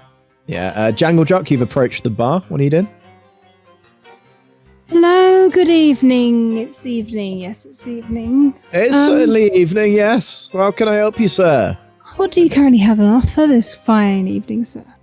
We've got some stout ales. What are you in the mood for? I can try and whip up a cocktail. Ooh, Most of something alcohol strong, sir, would be perfect. All our drinks are strong, believe you me. Right. Well, if could you surprise me for a slight discount? I could certainly surprise you, I'm sure. Clean glass or not clean glass? Does it add to the flavour? Cheapens the price, believe me. Saves me washing them. Knock me right out. Let's go for it. Okay, he slams down a filthy glass filled with just grime. You're pretty sure he shakes out some spiders. And he starts... Don't shake those out. Protein. He grabs a big dusty bottle, pops the cork out, and pours it out into the glass, slams it down in front of you. That'll be 3 copper. Oh. Bernie comes along second. and hands over 1 coin to Jangle to pay with the 1 gold coin. I was about Hopefully you to can get ask change you for for that. Yes. You're paying in gold. Okay, well, that'll cover a few drinks, I'm sure. Can't really give you change right now, but you know, if you that'll cover your drinks for tonight. Don't worry. Would the bartender recognize me?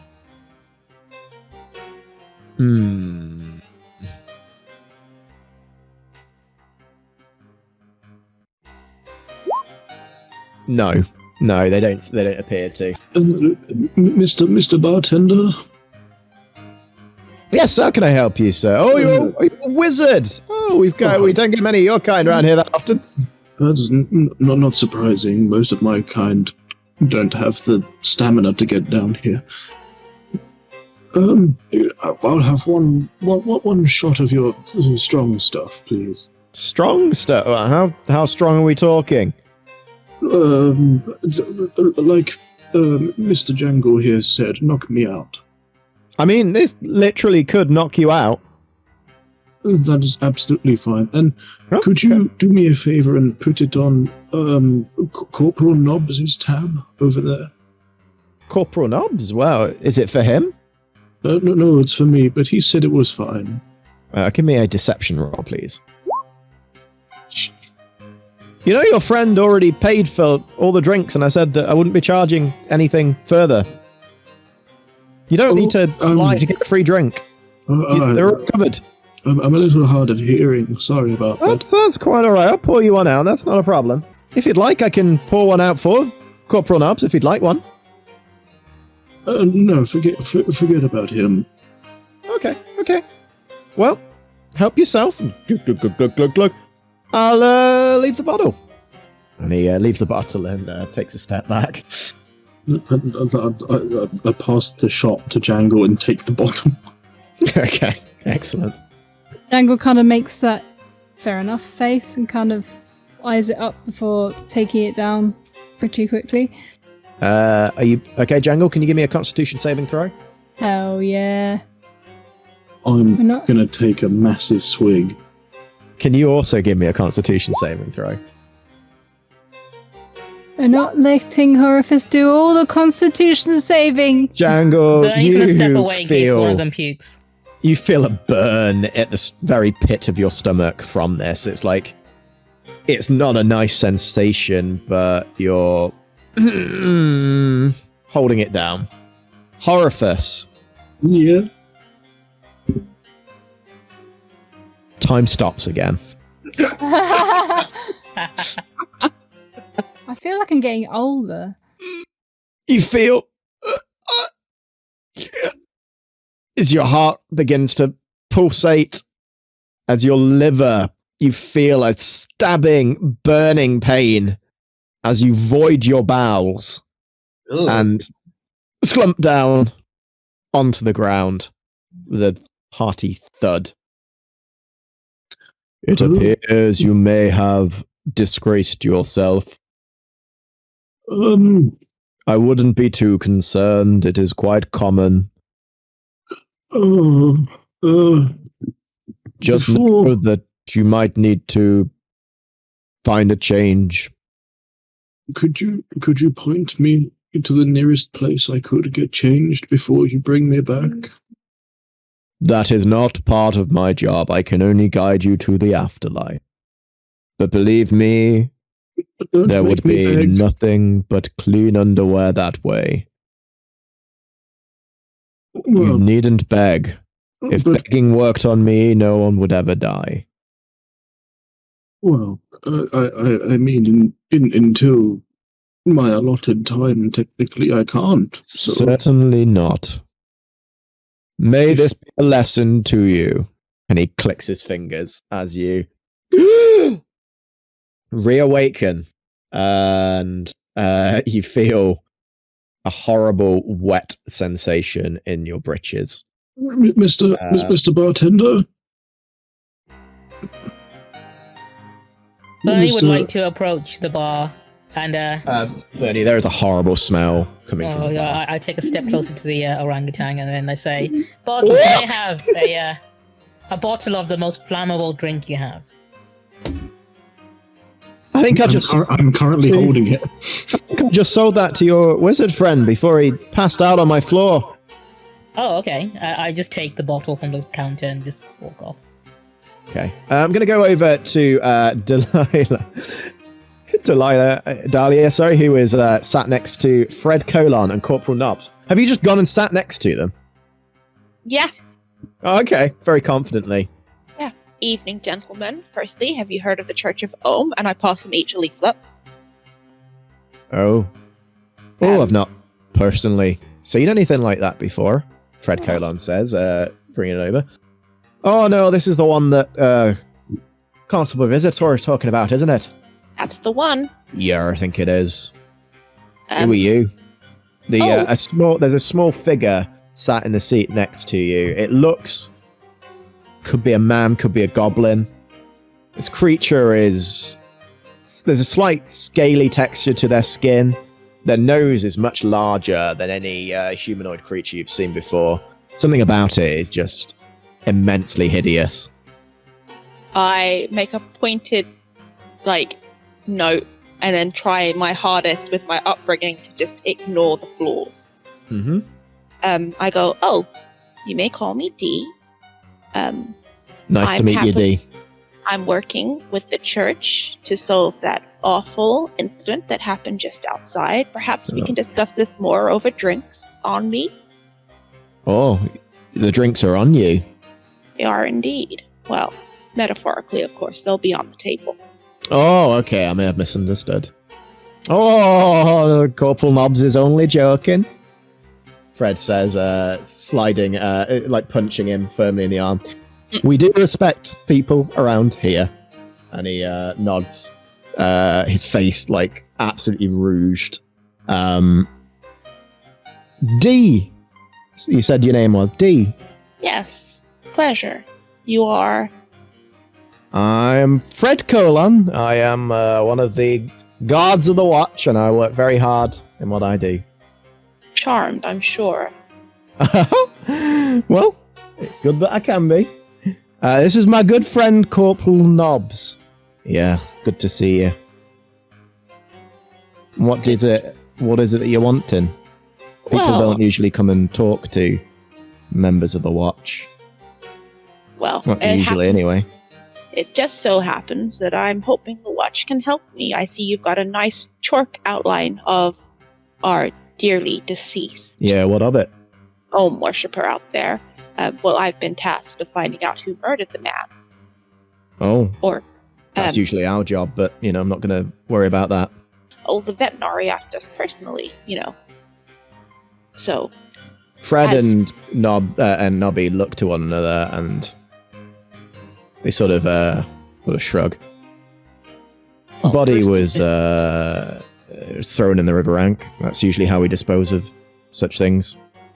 It's just easier. Might have washed up somewhere further down the shades. Don't really have much use for it once we've gathered all the information. Open shut, Oh, Murder. you have more information? Do you know who murdered it? Assailants. People get murdered in the shades all the time. It's not even that uncommon. Very true, but not normally of the church. Not normally people that the patrician particularly want to know why they died and how they died. Maybe not, but I don't know. We've been told not to investigate it, so we're not investigating it. Really hard. No. Do you know who the victim was? Did you get a name, ID, anything? He looks over to Fred, who sort of shrugs. Not really. Can I Those see if they're fellas- lying or they're hiding anything from me? Yeah, roll an insight check. This, he could be. This guy could be a master deceiver. Instantly believe them. You don't even know. You can't even. This guy's a wall. You can tell that his training as a watchman has made him completely immune to any interrogation. He is this man. You think he's a man, goblin creature thing, is impervious to interrogation. Nothing would make him cave. Perhaps a drink to lighten the mood a little bit. Serious topics. Oh, go ahead, yeah. By all means. I motion for Bernie to come over. Okay, so across the room, Bernie. All right, What are I you guys see. doing? I'm being beckoned over. Let me come along. Oh, hello. Have you found the guys we're looking for? I have, but Have you given them I've leaflets? I have indeed, Bernie. Good. I was wondering if we could possibly acquire a drink for either of them, or both of them. Bernie looks at the bowl she's got holding in her hand, and she pockets that. Says, "I'll go get you fresh drinks." I make a pointed note of the fact that you're pocketing stuff. I'm not going to give you my ammunition. Absolutely, but I've been around your character for like half a day. That's enough. Certainly. Barkeep, 3 of your Yes. cheapest drinks and the dirtiest cups you have. Certainly. And he starts pouring out this frothy, almost black liquid and slides it on over to you.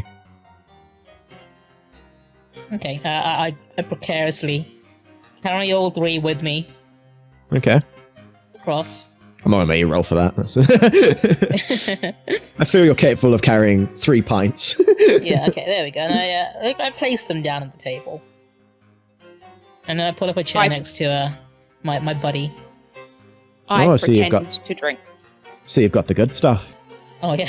Caroline No says, expenses spared taking a here. big swig from it. Oh. Well, anyway, I think I need to be getting off soon. I've got to go get to bed and meet. I think my wife's heading off to work soon, so I better head back.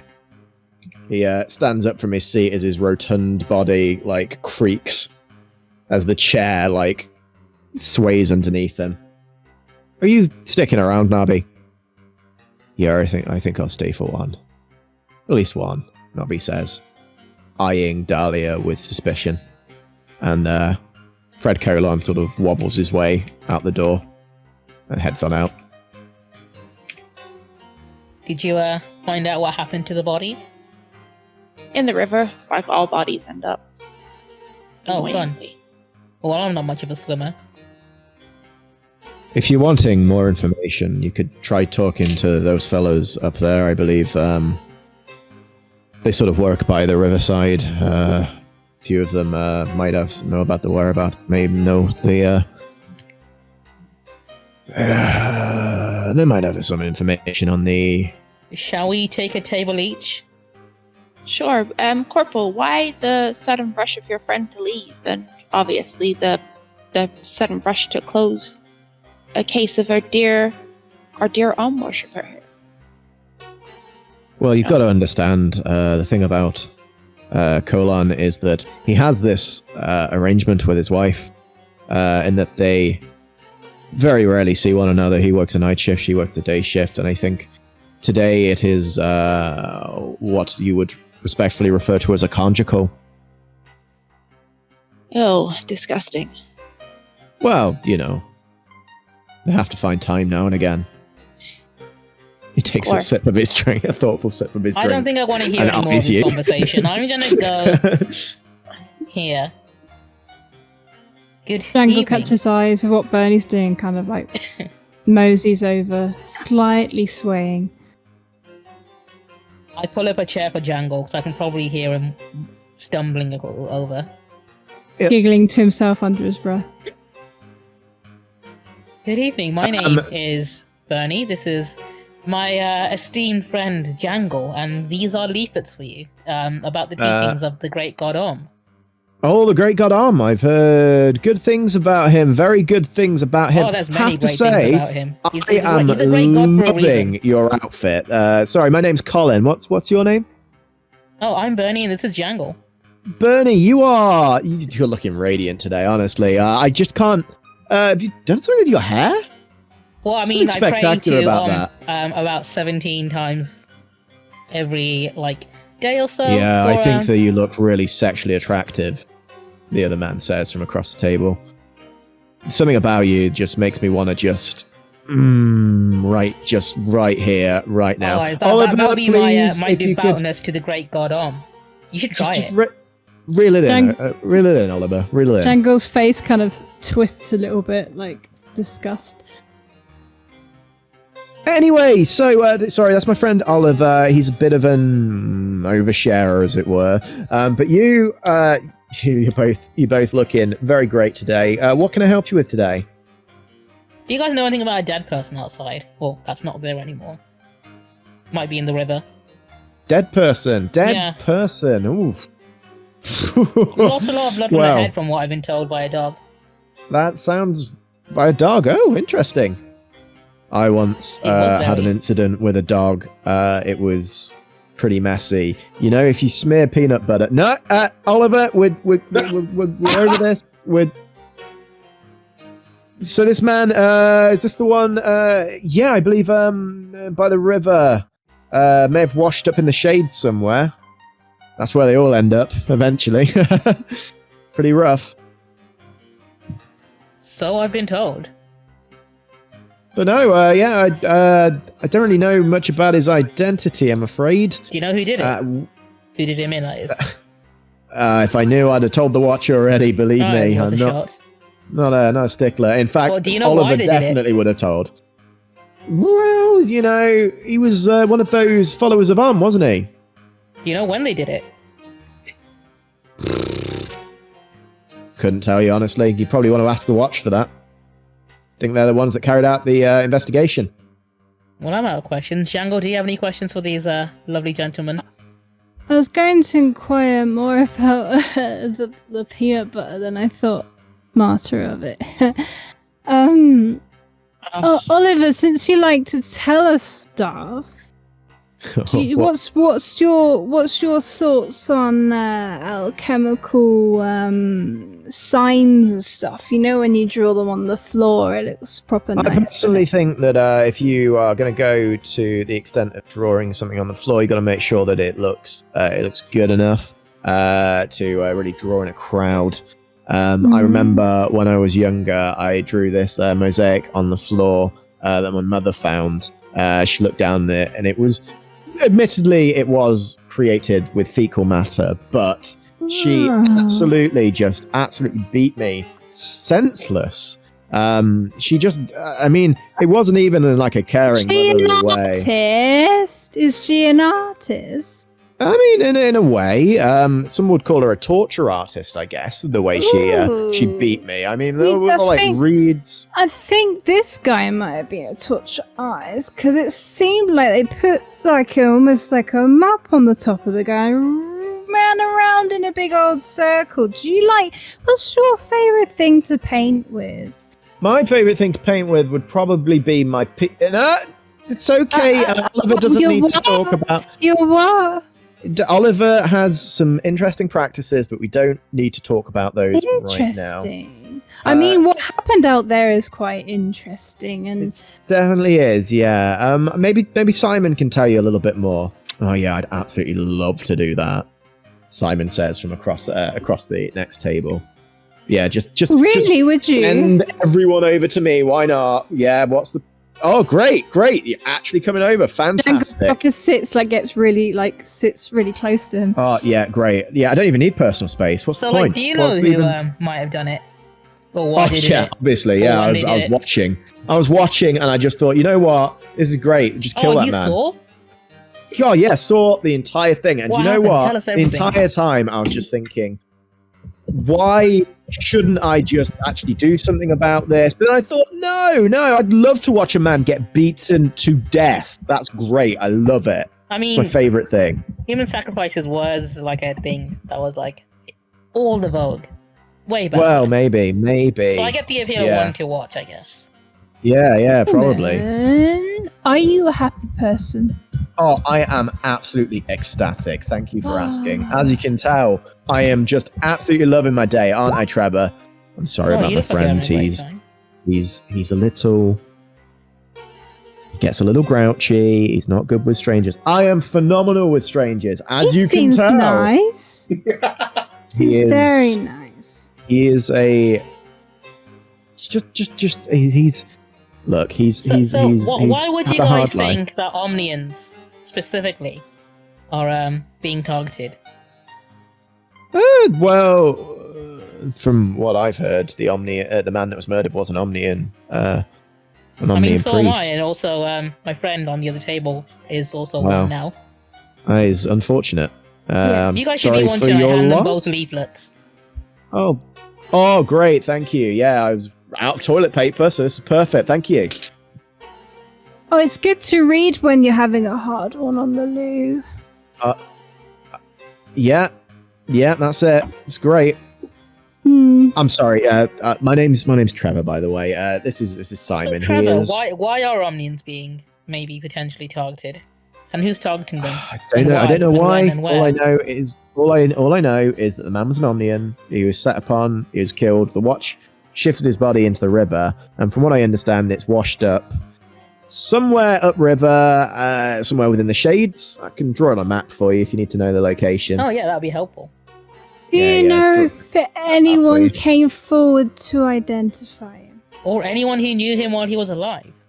That's more for the watch than us, honestly. It's not really my area, I'm afraid.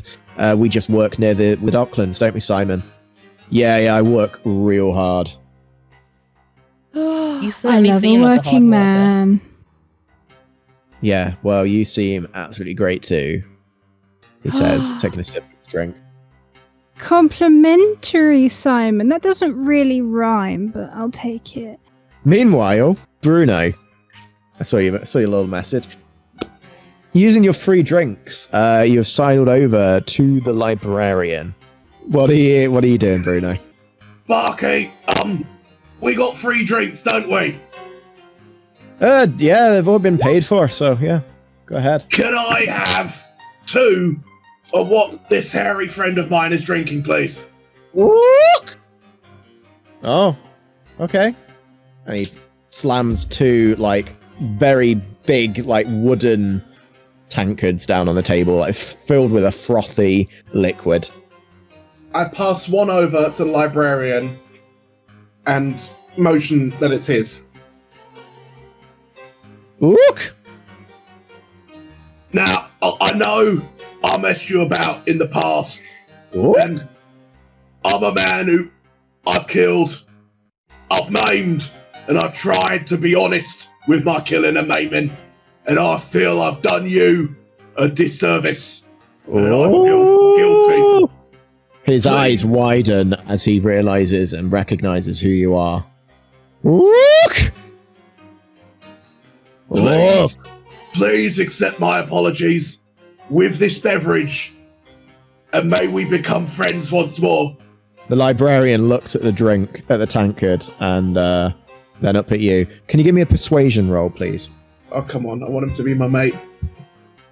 His eyes narrow for a second, and he reaches over to the tankard. His enormous fingers close around the handle of the tankard and grip against it. As he slides the tankard slowly over, he lifts the tankard slowly and takes a soft sip, laying it back down. Wook! Wook! Wook! He nods to you. He reaches out a hand to shake.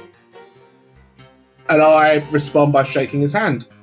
He has a very firm grip, very muscular arm, like, grasps at yours as you firmly shake his hand. Wook! Wook! Wook!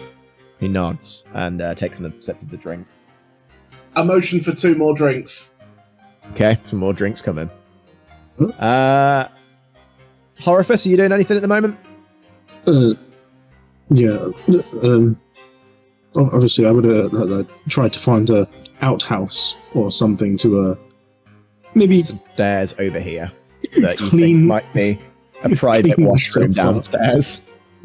As I've evidently just been standing here this entire time, just all of it running down onto the floor. Oh, No. it is grim. Grim. Yeah, That's it is. grim. It is largely liquid as well, just with how you've been recently. So yeah, it's not a good time.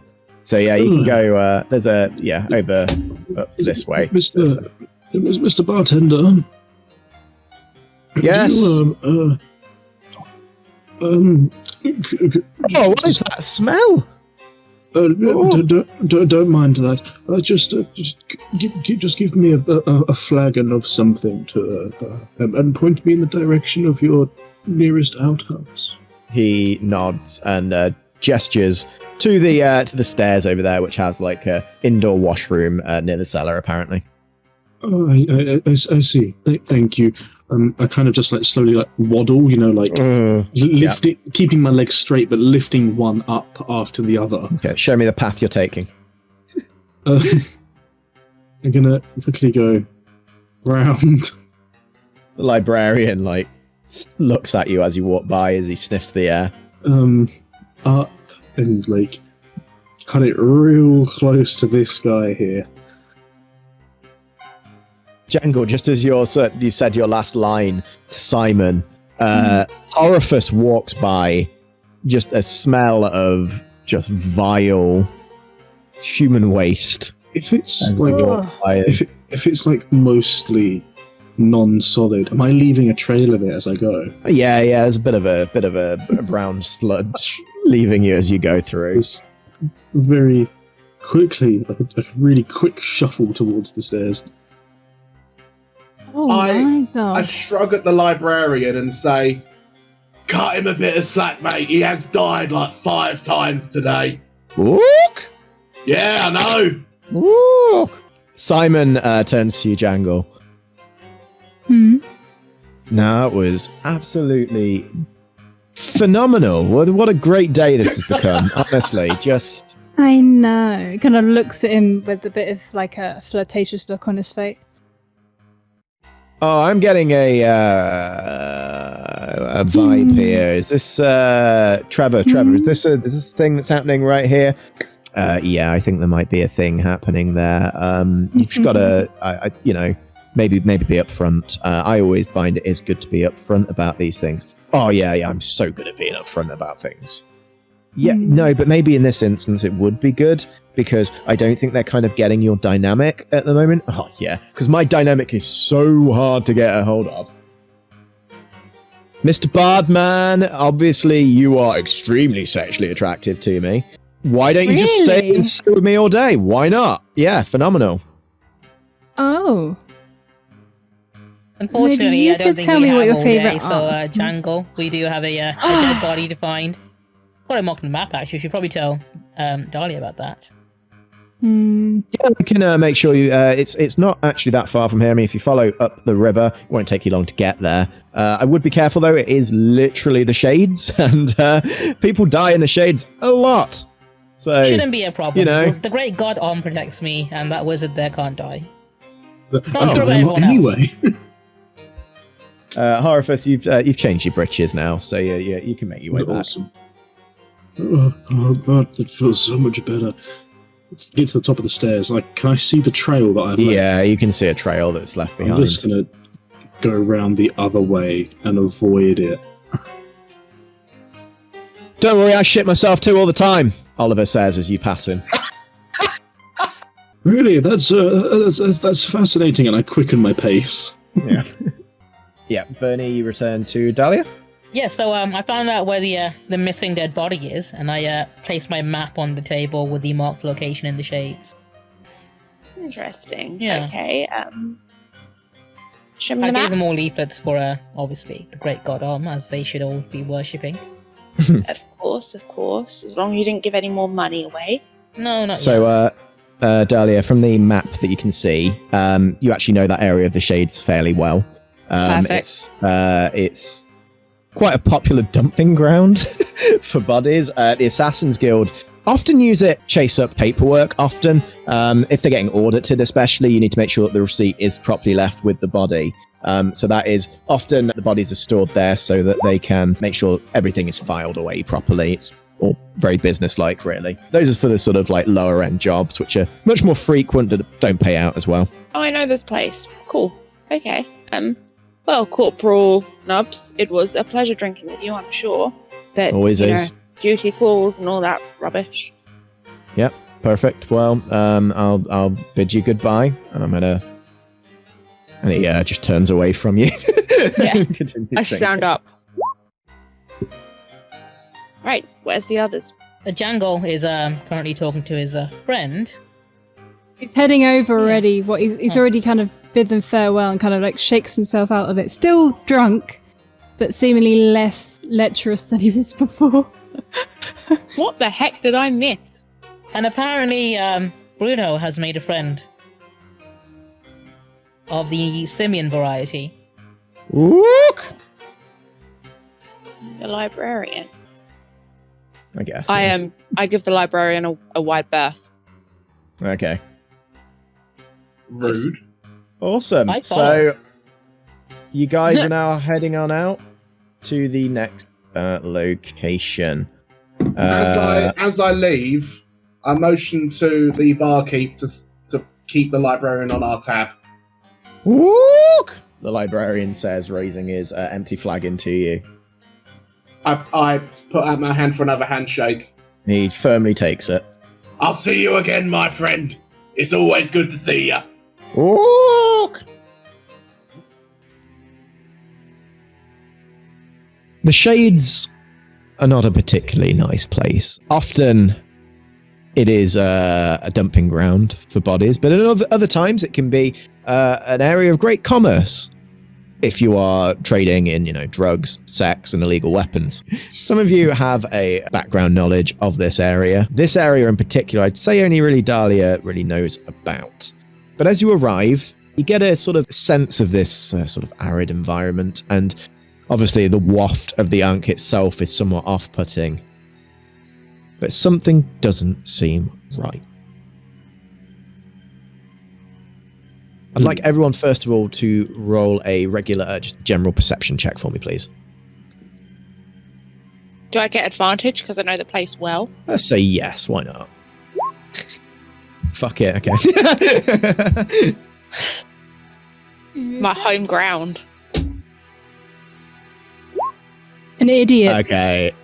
So Bernie, you've got a good idea of this area. Some of you, like the rest of you, and Dahlia, you've got a lay of this area already, and you're like already spotting signs of, first of all, signs that someone has been here recently. You spot over here a campfire recently extinguished. You spot over here the ground of many bodies that have been sort of left to fester, and very faint tracks heading in that direction, as though something has been dragged away from that pile. Huh. Can I get an idea of where it's being dragged to? Do the tracks just end? You believe it's somewhere around here-ish. They just end here. You see the body of a man in a cloak. It looks like some sort of a holy man. The back of his head absolutely caved in. Would it maybe match the description of what we were given? And From what you ascertained from the injury you saw before, because it was you that discovered this. This man his head is definitely caved in the way that you would have expected from such a thing. From behind you, there is a very faint sound of scuffling. And can you guys see that now? Yep. Mhm. Your characters don't yet, but I'm putting it on the map ahead of time. And I'm going to say one of them is going to take initiative with this. And it's going to Because approach I you. was prepared, I'm hoping I don't get surprised. Okay, yeah, you had your weapons drawn, but this guy's going in for an opportunistic attack on you. Well, that hits. Yeah, and he's going to strike with his... For 3 points of damage, you feel the slash of a scimitar hit you from behind. I'd say, do you make a noise? I'm assuming. Yeah, I go, oh shit, we're under attack! Awesome. In which Oh, no. case, let's get the turn order up, and I'd like everyone to roll for initiative for me, please. Question: did I hear the yell? I yelled loudly. Give me a perception roll, please. All right. You didn't hear, but you can see your companions are now running over. You have no idea why, though. Okay, Bruno, you are up. What are you doing? Okay. So you said my mates are pulling out weapons and running around. Yeah, you I can see don't- them running out. Your barbarian instincts tell you fun is approaching. Okay, so I put my weapon out and I follow where everyone else is. So I go towards Bernie. There you go. Okie dokie. Do I see the thingy now? You can see there's a man brandishing a weapon. I'd say from where you are as well, you can also see there's 3 other cultists standing there looking somewhat sheepish. All right. So I guess combat. I'll be like, cultists, kill, yes. And then my turn. Okay, interesting. In which case, this cultist here is going to go for another strike on Dahlia. I should keep their character sheet open, really. That is a 20 to hit. Rolling Is that super against good. me again? Yeah, Yeah. rolling That super definitely good. 7 points of slashing damage this time. Ooh. Cool. Love this for me. The other cultists are going to close in. They're looking somewhat wary because they just heard a barbarian man shouting. So they're going to lay off. so that I don't absolutely murder you in this round. Horophus, you're up. Okay, I'm gonna, like, obviously hearing the cry of Dahlia, to kind of like move to a more seeing position. How far can I move? So that to there should be 20 to 25, I believe. Yep. And then I'm gonna kind of like swirl my little staff around in a circle and cast magic missile at the one attacking Dahlia. Don't hurt her, you knave! 5. Ooh, okay, yeah. That definitely hits and does some damage to him. It strikes him firmly in the chest with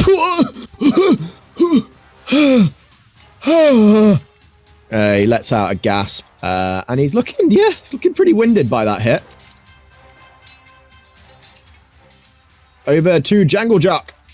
Aha! I was most of the way through my poem, so I'm going to have to improvise the other half. Excellent, go ahead. Pardon my French, I'm not the most hench, but your limbs look all skinny and lanky. You'd better stay back or you'll end with a crack, because that Dahlia... Delilah... Is it Dahlia or Delilah? Dahlia. It's Dahlia, I think, but we all said Delilah to start off with, so now we're all confused. Because Dahlia's rather big and cranky. Way. Yeah.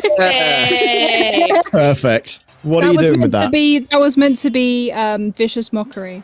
Okay, is that on? Who's that on? The one that is currently engaged with Dahlia. Okie dokie, this one over here, yeah. Yes. Perfect. Does he need to make a saving throw for that, I believe? So, yeah, DC 12. That's a 13. Ah, failed. He shrugs it off. Pants. I'll Not just have to taking- write a better poem next Shakes time. his head in disappointment. Is that your turn? Yes, so I'm kind of behind the others because I'm very squishy. That's valid. It's valid. Dahlia, you're up. For attack once with a dagger, Okay. going for obviously arteries, main arteries. Yep.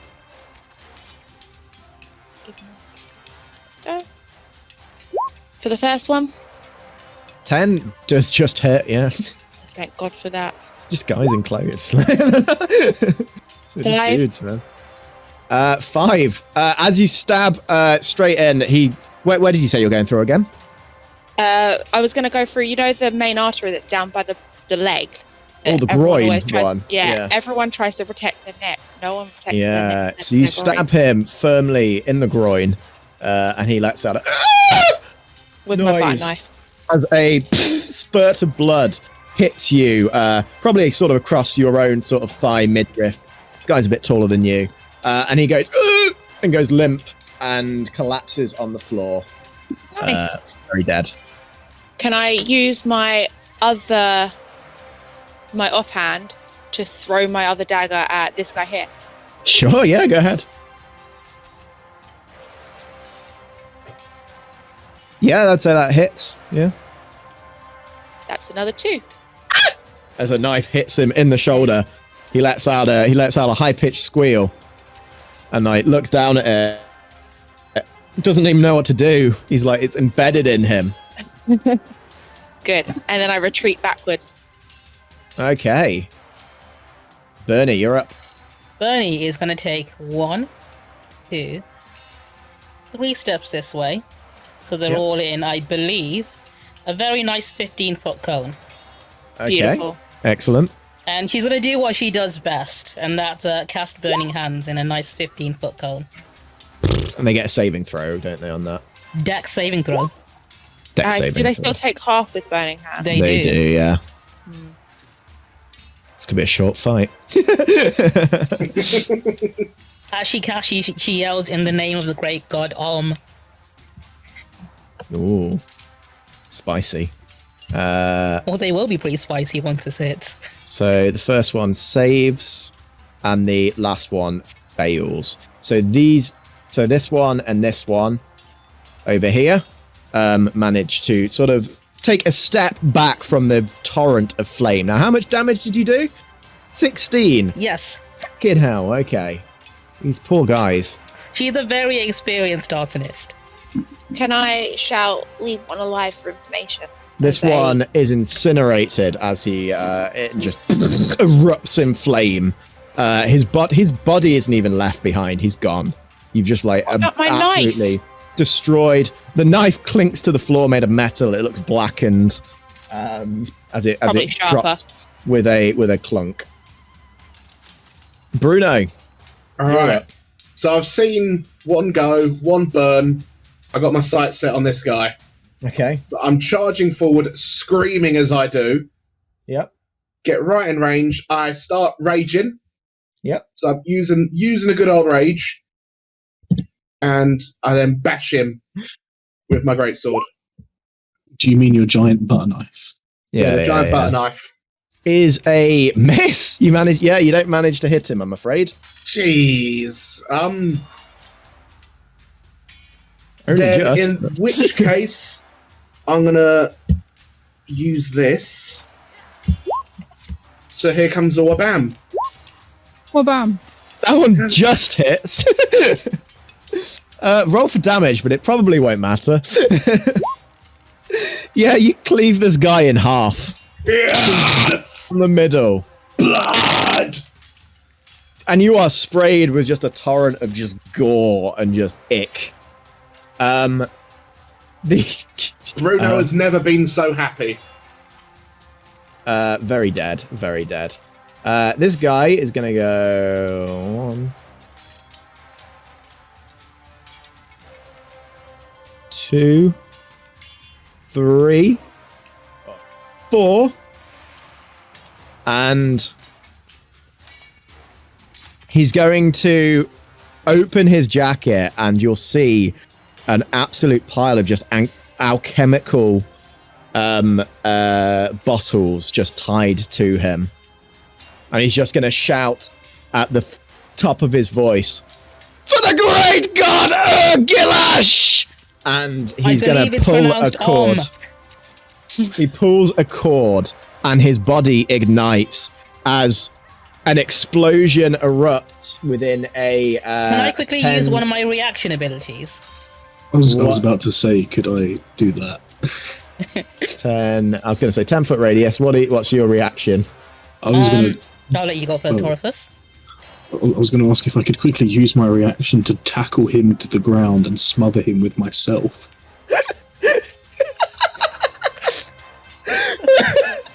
Sorry. You're going full Captain America on this. Yeah. What a wonderful wizarding ability. Bernie, Horifice is next in the turn order. So I will say, give me just a pure dexterity saving throw. So you manage to leap sort of next to this cultist, and you sort of wrap your arms, but he sort of looks at you a little confused as he pulls the thing. You automatically fail this dex save that will be against this. Obi, can you give me a dexterity saving throw, please? A dex saving, okay. And this will halve whatever damage this is, which I'm going to roll in a second. I was going to use my warding flame reaction. What does that do? When I'm attacked by a creature within 30 feet, I can use my reaction to give it disadvantage on the attack roll. It's a So this save, is a I think, save. so it doesn't count, dude. I even had a bloody poem ready this time. Fuck 14 sake. points Save of it. damage take both of you within there. So that hits everyone within a... Oh, actually, given where he's standing... Bruno, you need to make one as well. I Dex mean, save. Alright. well, I only have 4 + 4 hit points, so Don't worry about it.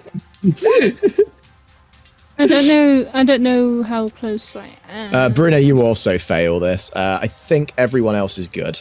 Yeah. Yeah. So Bruno, you fail as well, so you also take this Do 14 I points of see fire damage. the event? Do I see the explosion happening? Yeah. It's a big... Because- I mean, it's pretty big. I do have danger sense. Oh, is that so advantage on dexterity checks? Yeah. Oh, okay, so you roll. I mean, you still rolled an 8. Oh, on shit. the other- All right. I didn't see that. Bernie, are you still up? I am, yes. I got 7 HP after that. Okay, explosion. cool. So you're up. This guy explodes. Yeah. And just gone. Horophus, you are engulfed by flame as your scorched body drops with a wet thud onto the ground. Momentary silence as the smoke clears. 2 corpses on the ground they look humanoid enough, though one cleaved down the middle. 2 nowhere to be seen. And a very fried-looking wizard collapsed on the ground, motionless. I wonder if he gets up from this one. I just go, damn it, I wanted one of them alive. As I slowly walk towards the other one and start investigating its body, the one that I killed at the beginning. Time freezes once again. Fucking death. Looks like I've got a busy one today. Did I say something bad? One cultist says to his assembled friends. You shouted out the forbidden name of our lord. I'd say that's pretty bad, yeah. Well, no, but the instructions specifically said to pull the cord in the name of our lord Ur-Gilash. Yeah, no, but that's instructions. You're not meant to read them out loud. What? I'm trying to do all of this sort of thing from memory. I don't think it's much of a concern at this point. Well, it's something of a concern. I want to now go to the afterlife, and Ur-Gilash is going to know that I've told everyone his name. He's going to be furious. I'm sure your lord is a forgiving one. I don't think he is. Oh, yes, sorry, Horophus, I forgot you were there. Cult people. Cult people? I'm just going to call you cult people. Followers of Ur-Gilash. Shut up! You literally just this guy. I mean, he's dead, isn't he? We're all dead. It doesn't matter. I'm not going to skew words here, but I don't care. You're just cult people to me. Who is this deity that you're talking about? Caesar, for the sake of neutrality, Death intervenes.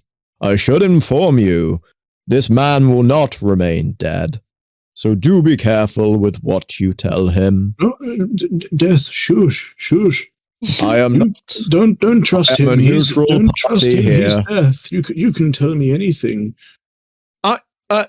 Wait, he gets to come back to life? What sort of religious thing has he got going for him? Do we get any of that? Dude, you literally just killed yourself, for the sake of our God, and now you're talking about, well, I did it wrong though, and I don't want to get into trouble. What if I don't get my 20 virgins? You'll get your 20 virgins. We all get our 20 virgins. That is it. That is guaranteed. Yes.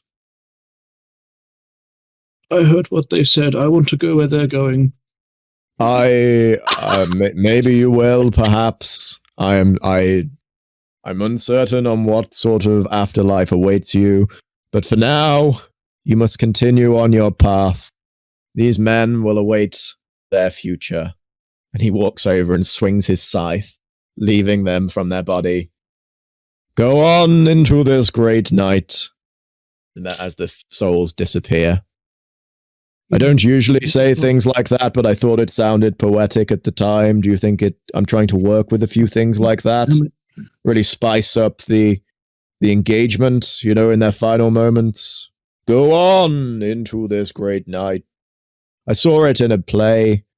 It wasn't a very good play, but I thought the line was very good. Sorry, I'm rambling again. I will let you... kind of awkwardly hold a thumbs up to Death. He clicks his finger as your body grafts back to your your burning body that is still on fire right now. At the end of Revenge of the Sith, where Anakin Skywalker's just erupted in flame. You're kind of like that at the moment. You're just scorched. You smell like hot dog, and you're having a real bad time. Can one of you possibly roll? Can one of you possibly roll me into the river quickly? I mean, Bruno probably could if you can get his attention. Bruno! Bruno! I'm just poking in the pockets of a cultist.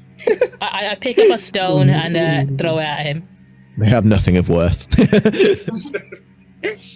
Fine. Oh. Where did that come from? I point at Horifus and then I point towards the river. Oh, And then I right. gesture a chucking motion. Yeah, Horifus is very much on fire still at the moment. As are both of you, to be fair. I gingerly pick him up, put him over my shoulder again, and walk into the water to put out my fire. Okay. I I'd like you follow both with to him. make. If you're doing that, I'd like you all to make Constitution saving throws. Going into the River Ankh, that is brave. Jesus. That's a good point. I should have warned them. Oh god, he got on that one! Bruno, I got a -1. Bruno, Bernie, you feel a bit sick. Just I from wouldn't being know any around better. it. I'm new here. I'm new in town. Bruno, you're managing to just keep it in, and you suddenly feel the body of Horifus go completely limp in your hands once again.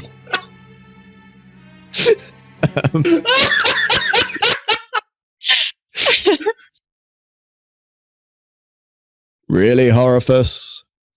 It's not even been 6 seconds. This is getting... In my defense, you revived me on fire. I have other jobs to do. Many other jobs. I have a life outside of you, Horifus. Don't be coy, Death. Just make sure I'm not on fire this time. Well, I think you are currently covered in the sewage of the Ankh, which will probably not be particularly nice, but at least your body is not still on fire. Not fiery Well, is I must be preferable. on my Thank way. you. I have a dinner arrangement, but do take care. He We take clicks dinner? clicks his finger and disappears once again. Why did nobody Horifus. tell me how foul this river is? Wakes up. Because you were raised here, you should have known.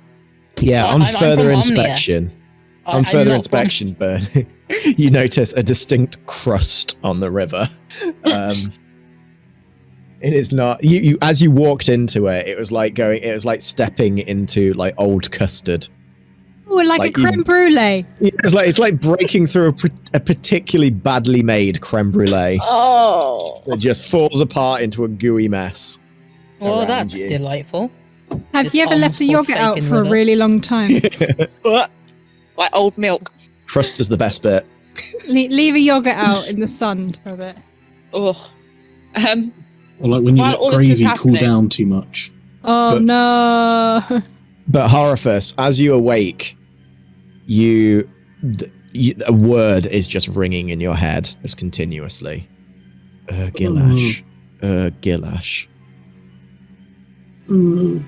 Seeing that the first dude exploded himself, can I check to see if there's any more explosives on this one? And also, do they have any knives? Have a look. They've got scimitars. Are you proficient with scimitars? No, I just throw that That's to the what- side. for me. You don't understand what any of these concoctions are. In fact, actually, no. Give me maybe medicine. Yeah, give me a medicine check to see if you can even understand what these chemicals are. These look complex. You don't really know what they are, and you're worried that if you try to move them, you've seen how volatile they are. The whole thing could explode on you, which is not good. That's annoying. I leave them, but I look to see if there's anything I'm more identifying on these people. Interestingly enough, you can see a symbol that's been tattooed onto the neck of the man, matching the symbol that you saw underneath the body of the man who is now lying over here. I cut it off. Ooh. Slowly, as you slide the very blunt Oh, yeah, dibbler the knife fucking through, cut it knife. takes several cuts as you're sort of hacking away as blood sort of out at you. You make a bit of a hatchet job of it, but you manage to peel off the this little circle of skin that sort of sits limply in your hand. I take some of his own cloak, wrap it wrap the skin up and then pocket it, and then I go over to the other dude. Okay. Our victim. Mm-hmm. What can I see about him? He's about middle-aged.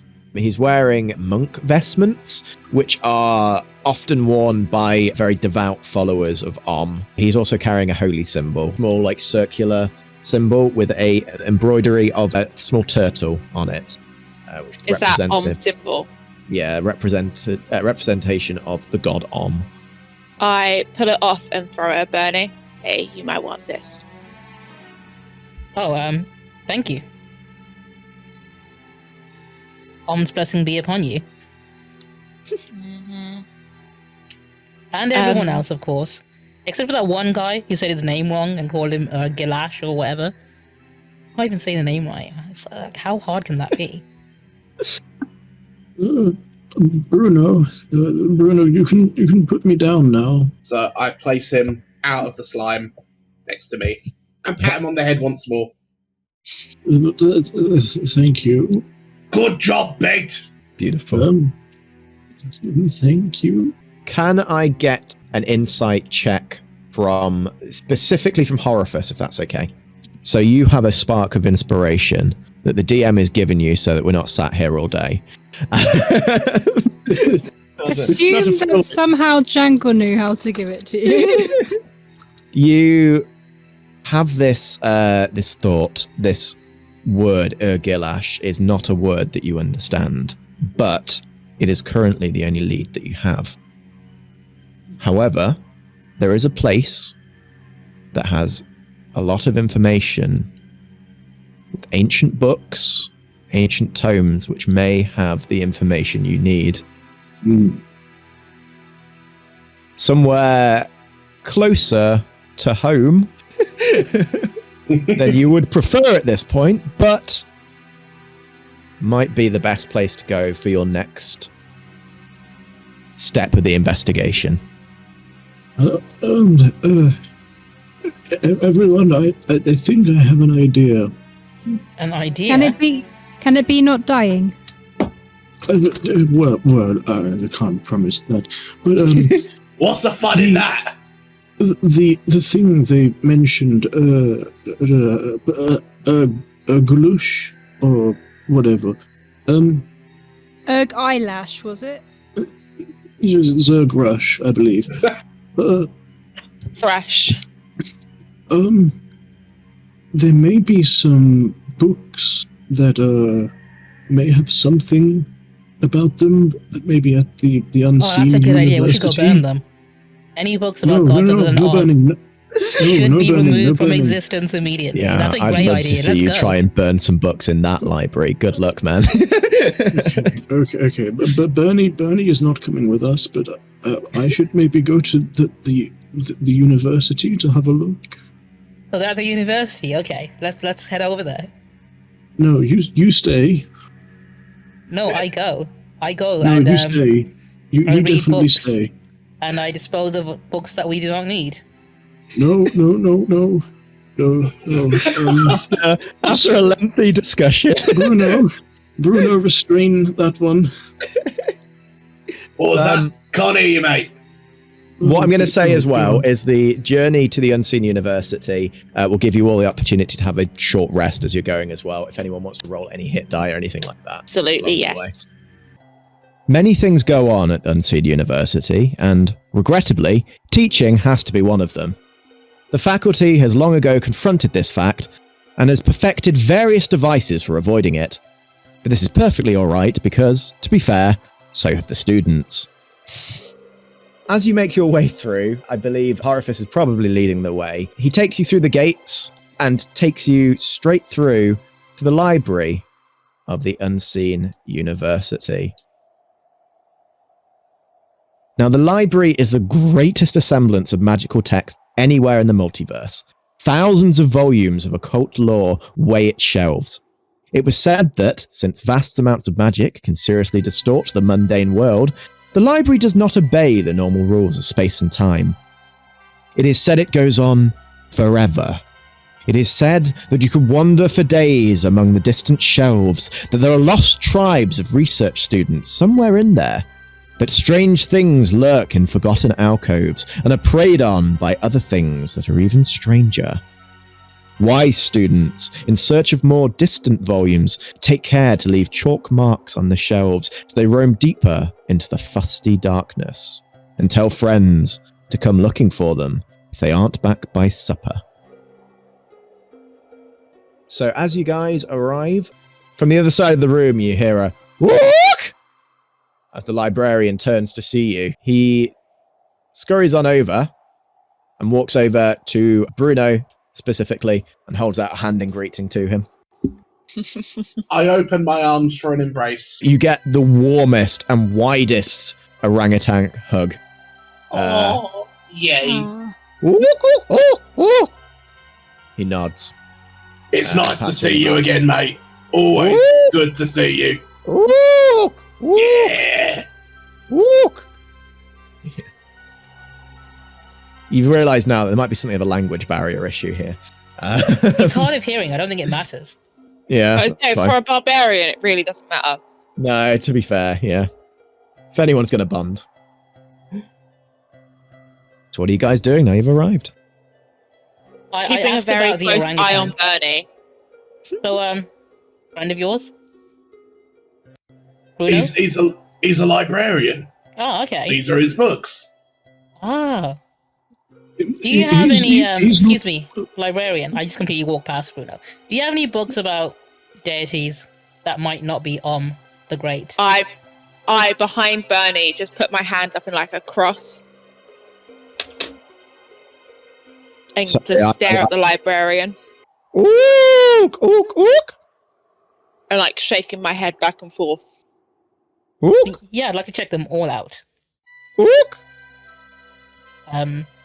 Yes? Librarian furrows a brow and, like, scratches the top of his head. Ook! It's fine, I'll wait. Ook! He turns to Bruno. Ook! You don't have those books, mate. Ook! The librarian shrugs and, like, holds his hands out and he's like, is there anything more you can give me? Ook! I gave him a leaflet.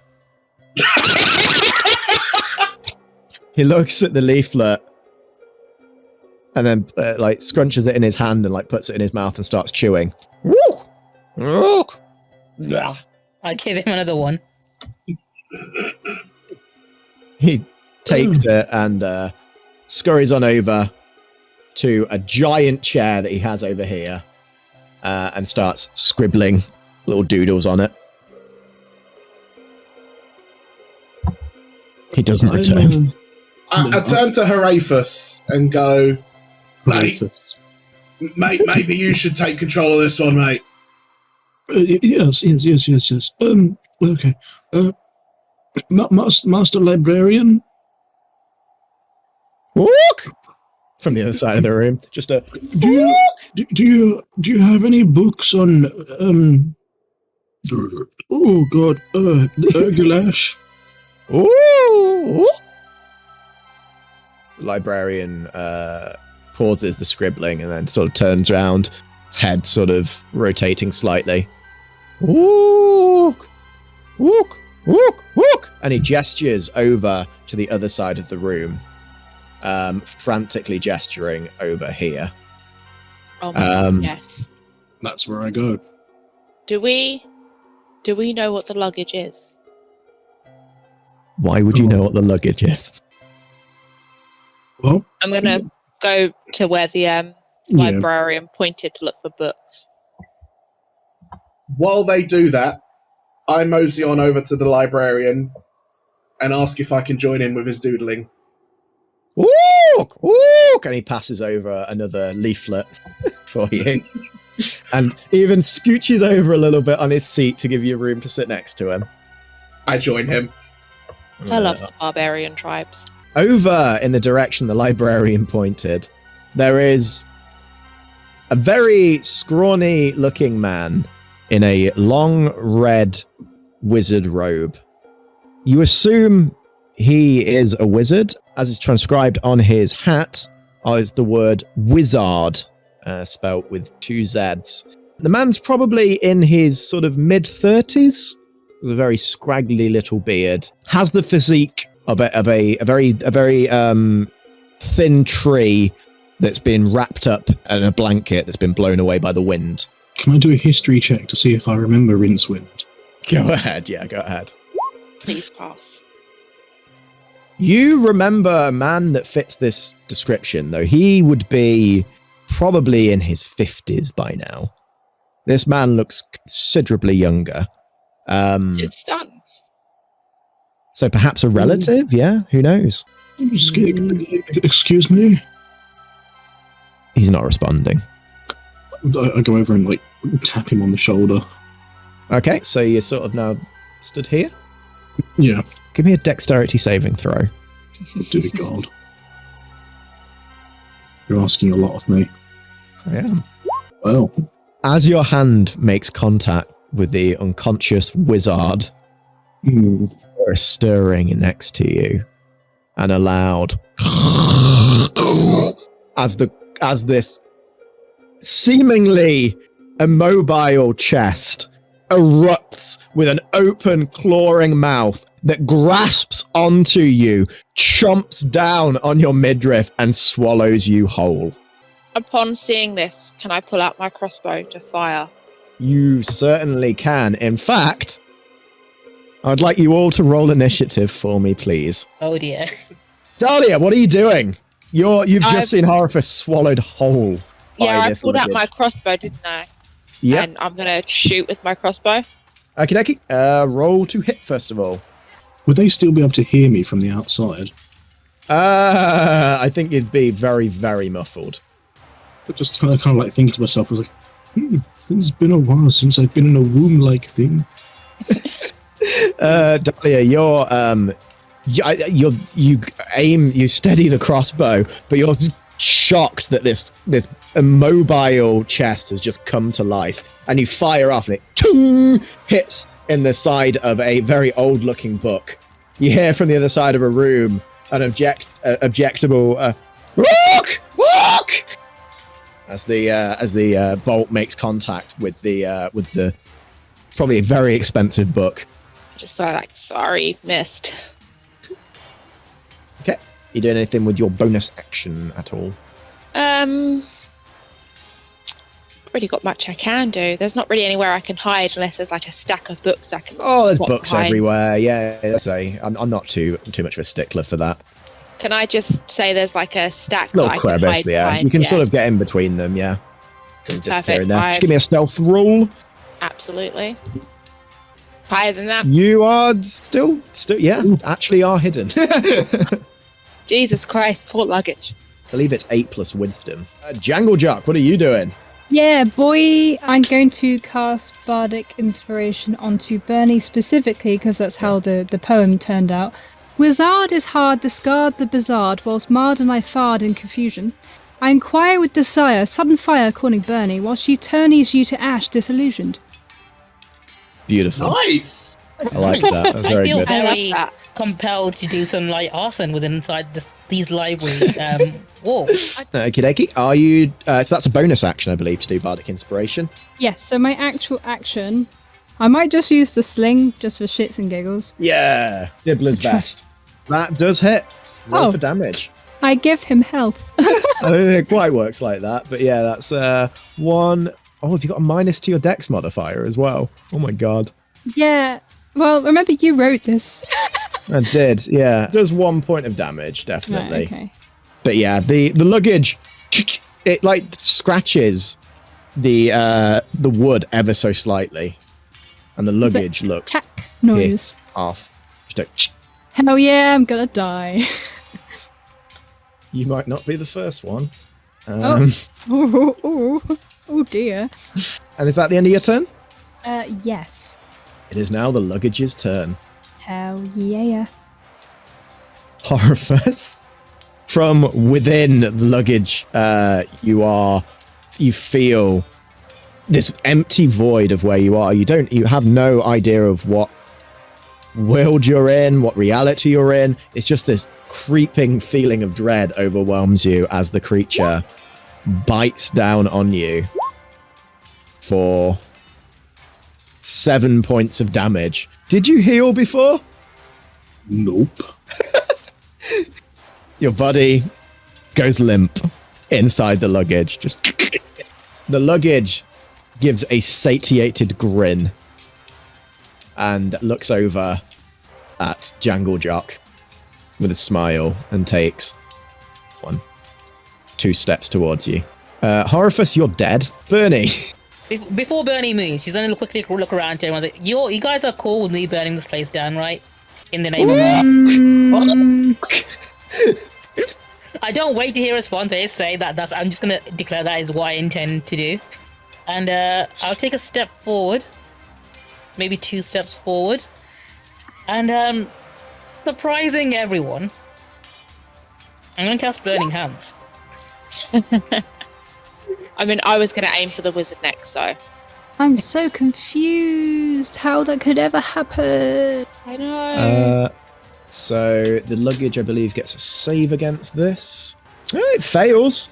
Yeah, it takes 14 So you damage. erupt with 14 points of damage. In the name of the great god Does Rincewind take damage?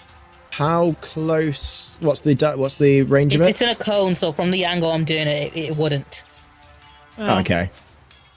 I was considering that's maybe aiming for unfortunate. Rincewind and luggage at the same time, but luggage moved, so. Okay. Perfect. Yeah, incinerate Rincewind. That's a great idea, yeah. The wizard sits bolt upright and just goes, Jeez. and is staring off just like blankly ahead of him. Dahlia, you're up. So I was going to attack Rincewind to wake him up, but now he's having like night terrors. I still kind of want to attack Rincewind. No, I'll attack the luggage. He's having waking terrors at this point. Good point, yeah. Hopefully, I'm going to aim I believe to the those are point just where he called can terrors. using my hand crossbow, I'm going to aim for the luggage's side, so I'm going to come out of hiding to do it. So I do get advantage because I am hidden. Okay, yep. And True. it would be stealth if it does hit. But Yep. hopefully, I'm hoping the noise of it impacting with the luggage will break Rincewind's screaming. That's the main goal. So you're at advantage, so a 15 doesn't hit, I'm afraid. Rip. Yeah, I'm sorry. going to try to go back to hiding. Slink away. Rogue life. Well, Hashtag not about getting eaten by the giant sentient chest. Homer Simpson backing into the hedge. That's it. Okay.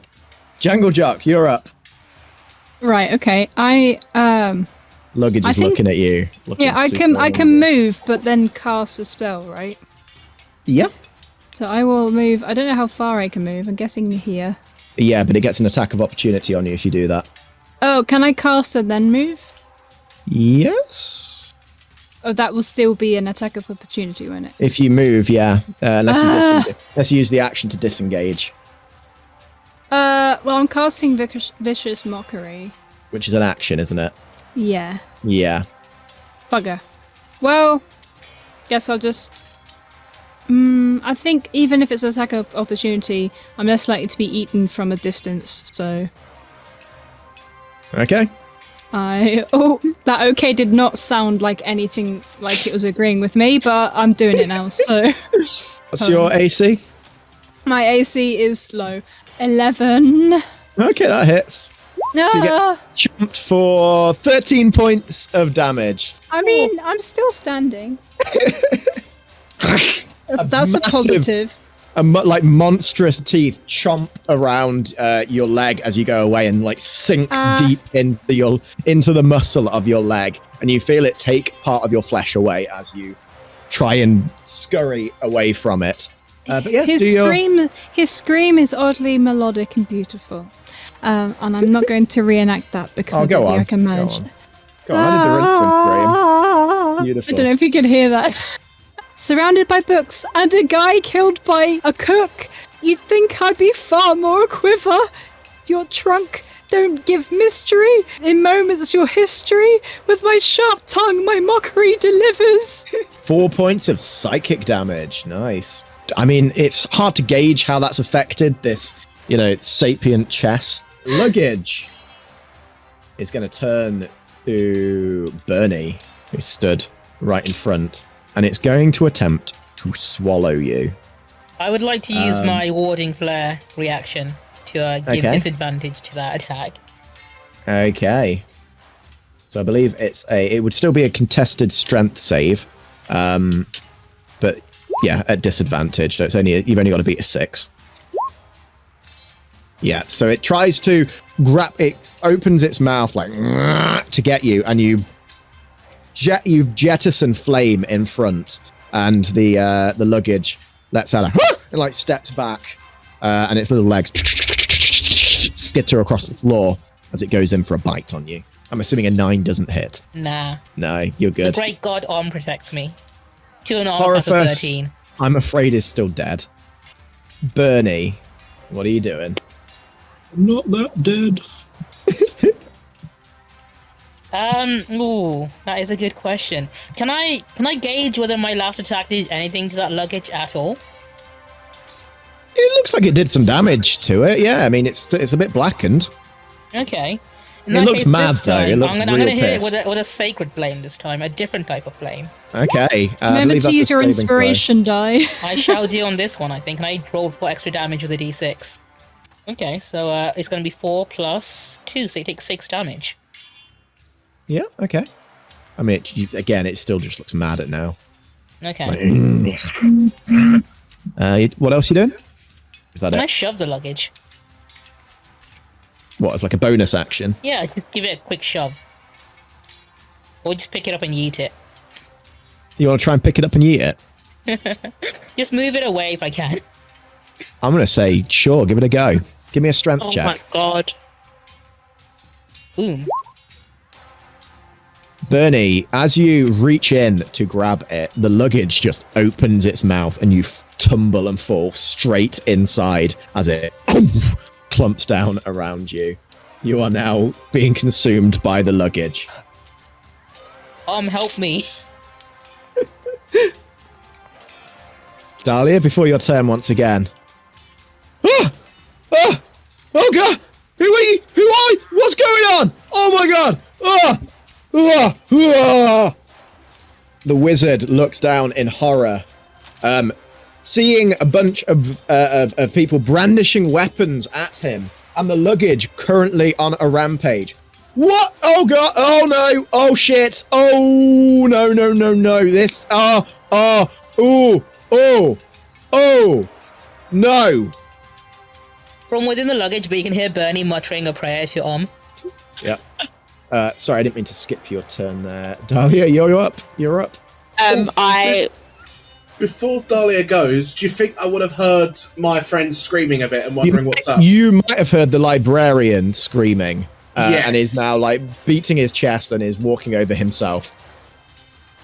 So would I be joining him on that? That's entirely up to you. I think I will, for the librarian is a friend. That's true. Not because you want to help us or anything. Absolutely not. Oh, you'll sort yourselves out. I'm Yeah. enjoying my retirement. Yeah, librarian's his real bond.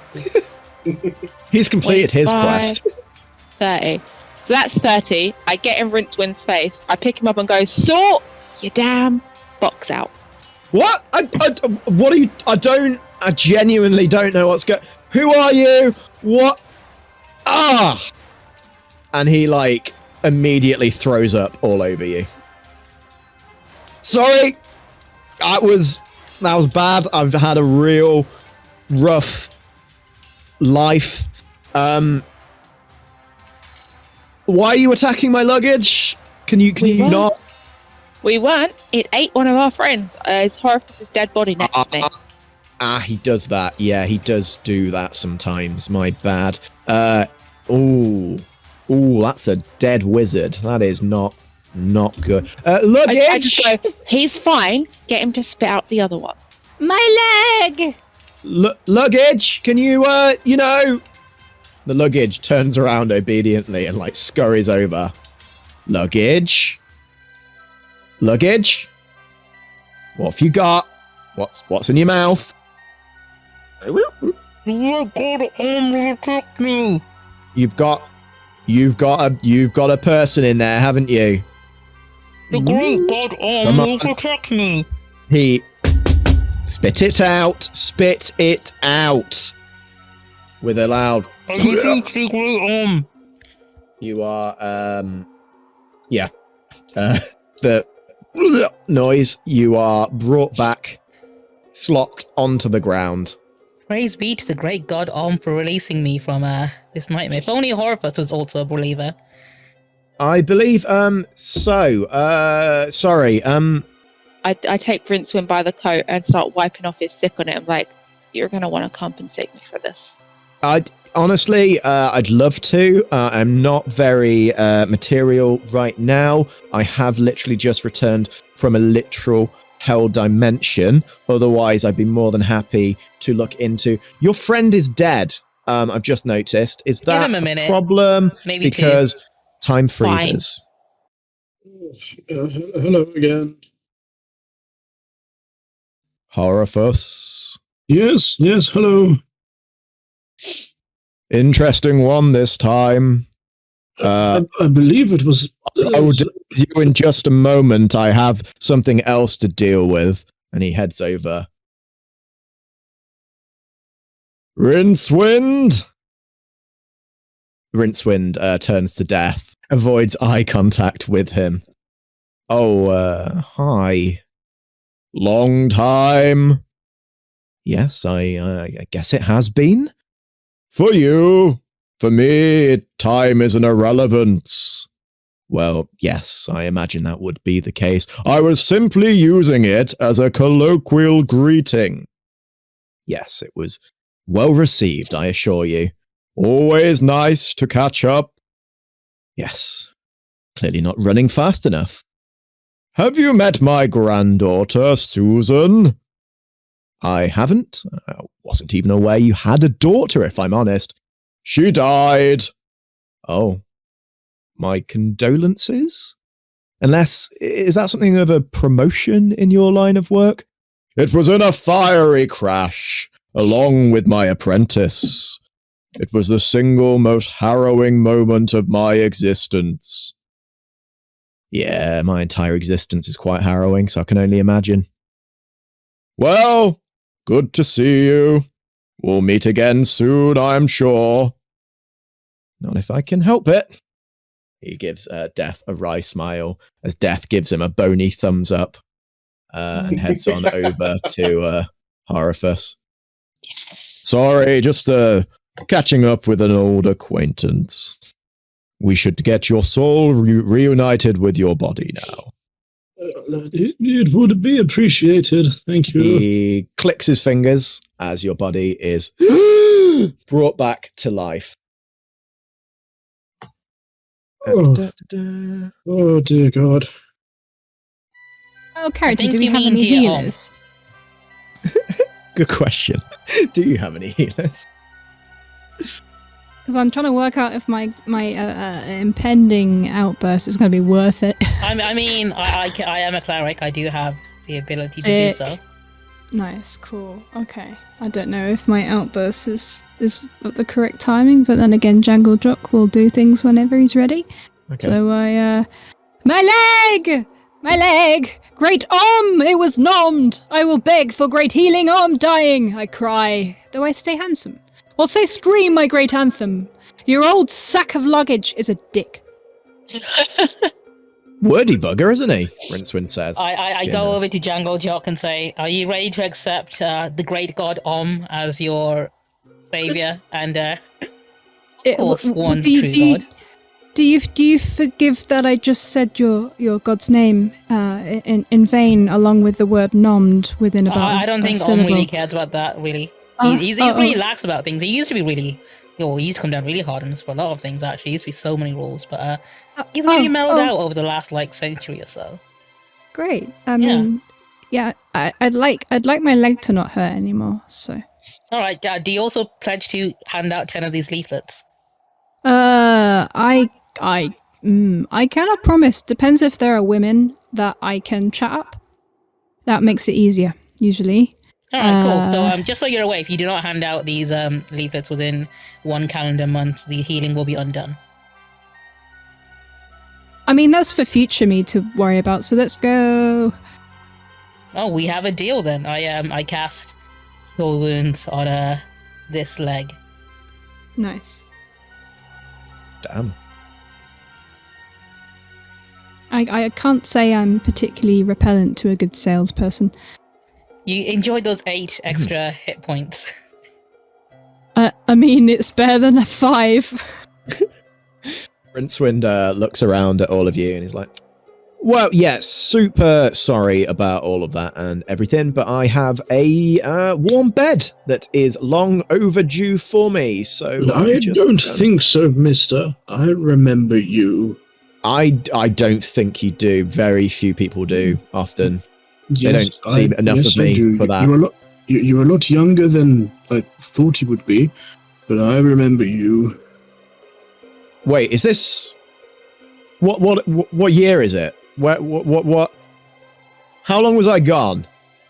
You've been gone 20 years, mister. 20 years? Bloody hell. You know, yes. Did anyone wash my socks? I had like a whole pile of them, just... No one even bothered to look for you. But that's not the point. Well, that figures. Yeah, fair enough. Yeah, I was gonna just go back to my room, but I'm guessing the room is no longer my own room. I know, well, the cycle works here, then move someone else in.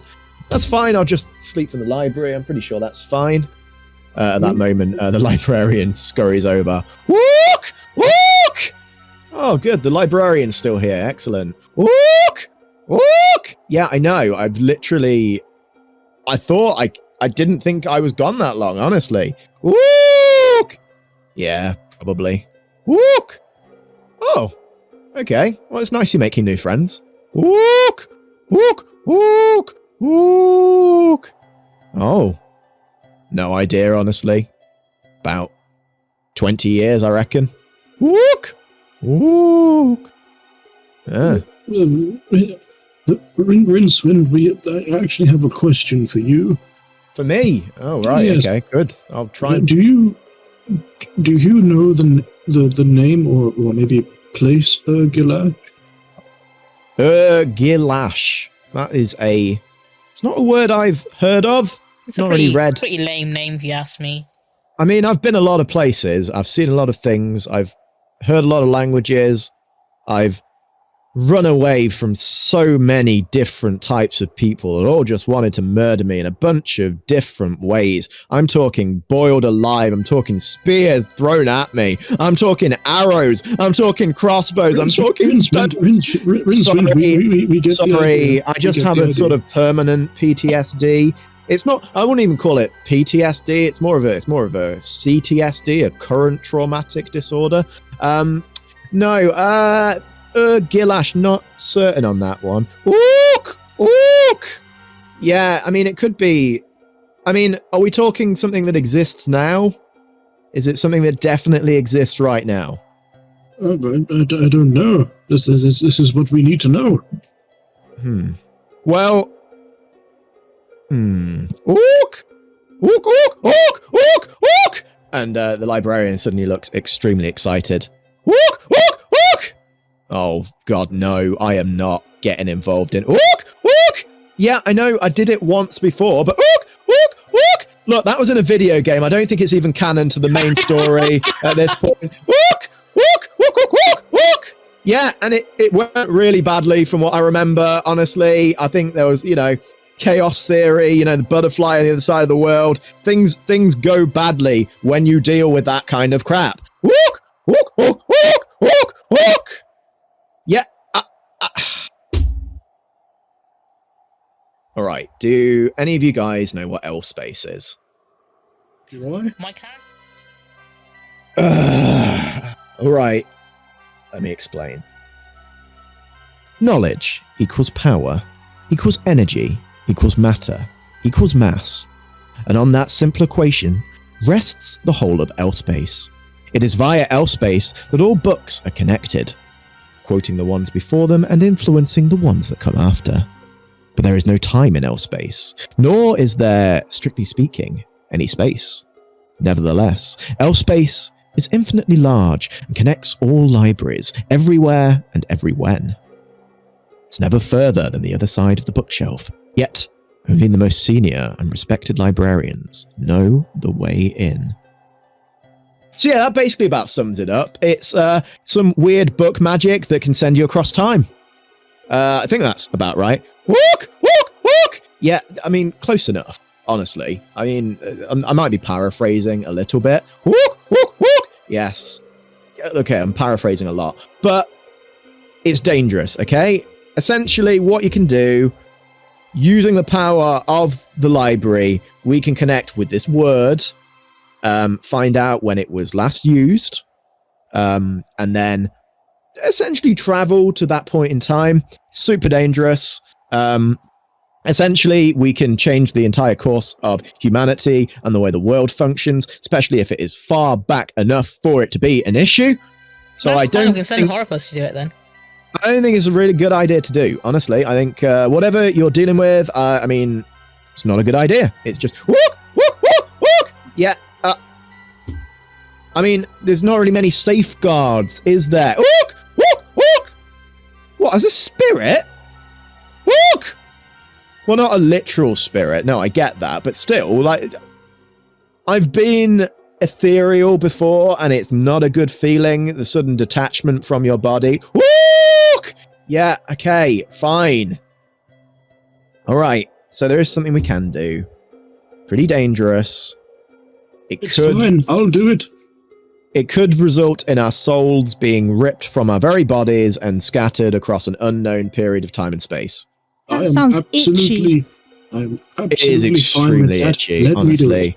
You know that crawling sensation you get, like up and down your skin sometimes? Imagine that, but just continuously. It is horrible. I mean, we don't have to worry about anything. If I do a prayer to the great god Om to protect us, we should be fine.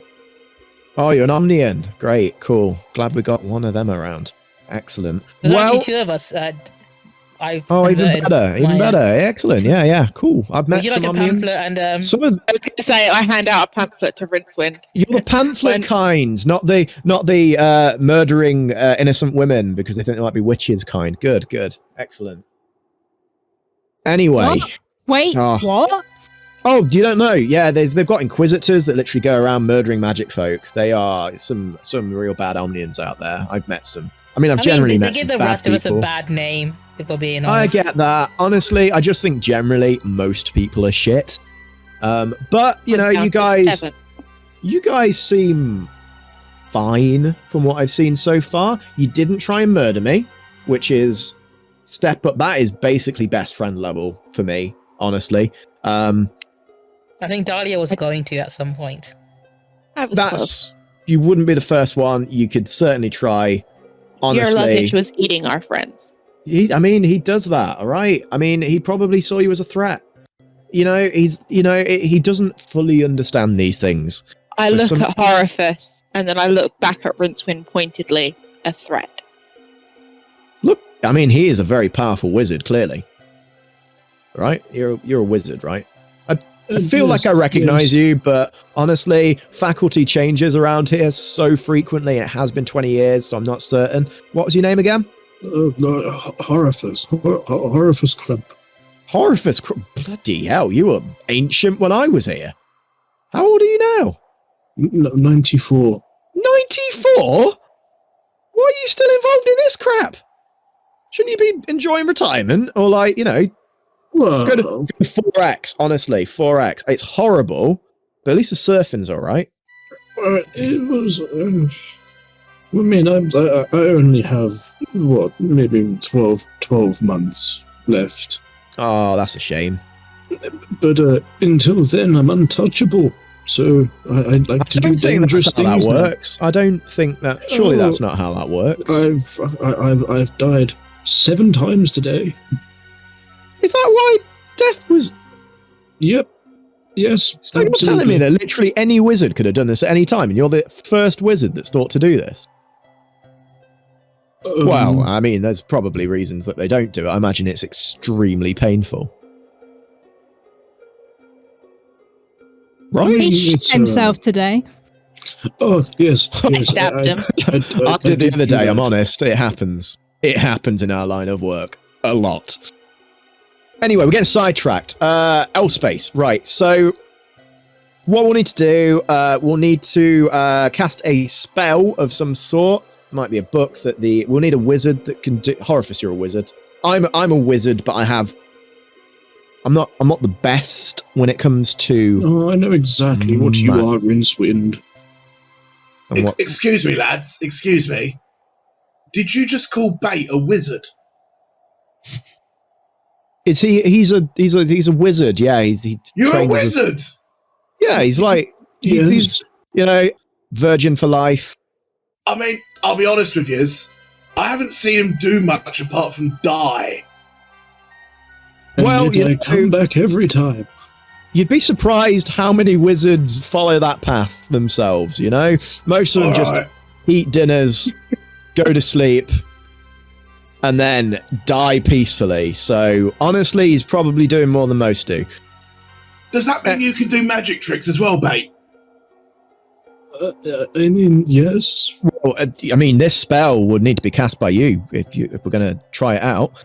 He's a man of many talents. I love him. So this will temporarily separate our bodies from our souls and mean that we're able to travel through time safely, provided L-Space doesn't then shut us out and leave us abandoned in that area of time. But otherwise, we'll be all right. Strictly speaking, if it's the past and I get stranded there, that gives me many, many years that I cannot die for. Rincewind furrows his brow. I feel like there's some logic in that, but I can't comprehend that myself. I'm still getting over this whole you not dying thing. That's a whole other thing that we need to work past. But we'll get there. We'll get there. Don't worry. Oh, that's fine. That's fine. Right. So we're gonna carry out this spell. We'll all need to get into a circle. So if you will follow me, and he heads over this way. The luggage trundling behind him. Fun fact about circles: the first letter in the great god Om's name is a circle. Just thought I'd slip that in there. I think it's technically an oval, but I'm not gonna. And if everyone can gather around and make a circular formation, luggage, if you're coming, you can get involved in this too. Luggage moves around. You come in with us, mate, I say to the librarian. Walk! The librarian shakes his head slowly. All right, no worries, man. Wait a minute, you're expecting me to risk life and limb? And, why am I even objecting? What? I'm even bothering at this point. Of course it's gonna. Okay. I give him another hug and then join the circle. He gives you a very firm hug, almost bone-breaking hug. And gives you a firm tap on the shoulder as you get into a circle. All right, so walk! The librarian runs over and passes a book over to you, Horifice. Walk, and then scurries away. Thank you. Okay, so it's a small incantation, quite simplistic. I think the regents will probably be listed on there. Quite straightforward. If you can just carry that out for us now, Horifice. I don't have an incantation written down for you, so you can mumble anything that sounds distinctly Latin. Praetit mono et manduga. You feel your body pull away. Horifice, this is a very familiar feeling for you, as your soul is ripped away from its body. For everyone else, it feels like, imagine that you are one side of a piece of Velcro, and suddenly the other side of that piece of Velcro has been torn away from you, and just leaving you with that very soft bit, no longer the bristly bit. That's a sensation you feel as your body parts from that. You look down and you watch your bodies all slump to the floor. Told you it was bloody horrible, Twin says, shuddering. It is itchy. is so itchy. Honestly, you've just got to try and focus past it. Don't fixate on the itch. Can anyone else smell Fixate on the burning? itch. You probably won't be able to smell much soon, as we're probably about to get torn through L space. Geronimo! Wom, wom, wom, wom. As your bodies are contorted, your souls are pulled through this mysterious bookshelf, which draws this ethereal energy around you, a rippling as your bodies begin to wave from side to side like radio data, arcing off into spikes until you feel a world erupting around you. Sand dunes, rock formations, a soft wind blowing past you, until your bodies arrive in a distant desert environment. As you arrive, you find a figure stood before a giant statue. In front of him are a dozen hooded figures watching him, enraptured by everything he is saying. Today, my brothers, we stand as the last vestiges of Ur-Gilash's great rule. For centuries we have warred with the Omnians, bringing nothing but bloodshed and misery on both sides. We are all that remains of this long and bloody conflict. But we mustn't look to Omnia as our enemies. They are our brothers and sisters, each with unique hopes and dreams. Though they have dedicated their lives to a false idol, we must not blame them for this wrongdoing. Instead, we must learn to accept our differences and look to our similarities. We walk the same disc, drink from the same waters, break the same bread. Let us not allow our people to fight to their last breaths. Let us instead seek peace with our brothers and build a new future for both of our realms. There is a murmur of agreement. It is at that moment that a rustling comes from the hills behind them. From atop the hills, an army of mercenaries, all bearing the emblem of the great god Om, bear down upon the assembled group. Brothers, we needn't bear arms, the figure at the front says, raising his hands to the assembled groups. They step forward.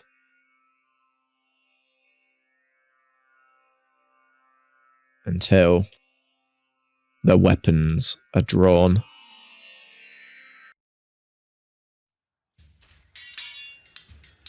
Within moments, they have set upon the groups, bearing down on each of them, cutting the men down where they stand, slaughtering them like cattle. The men offer little resistance. They are completely unarmed as they bear down upon them. The man leading the procession raises his arms, attempting to broker some form of peace as these men sink their blades into the flesh of these young onlookers. One Bernie after is another, cheering. their bodies slump to the ground. Each blade striking and slicing with a and they fall. The man at the front lets out a gasp of horror and falls to his knees. He is set upon by two assailants, who each strike him firmly in the back, their blades slicing through his weak and defenseless flesh. From where you're standing, you can see both blades emerge through his chest. He looks down in horror at the crimson blood seeping from the wound. He lets out a cough as blood seeps from his mouth. Almost as quickly as it began, every single assembled person at this meeting is dead upon the ground.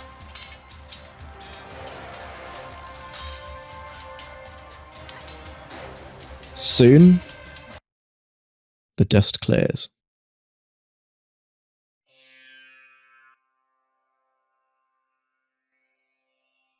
And the men soon step over the bodies and walk away.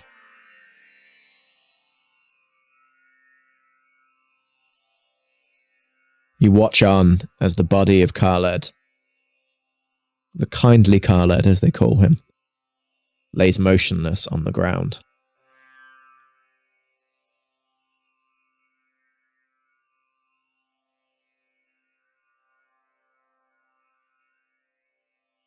After a moment, a white horse drops down next to him as a figure steps off next to him.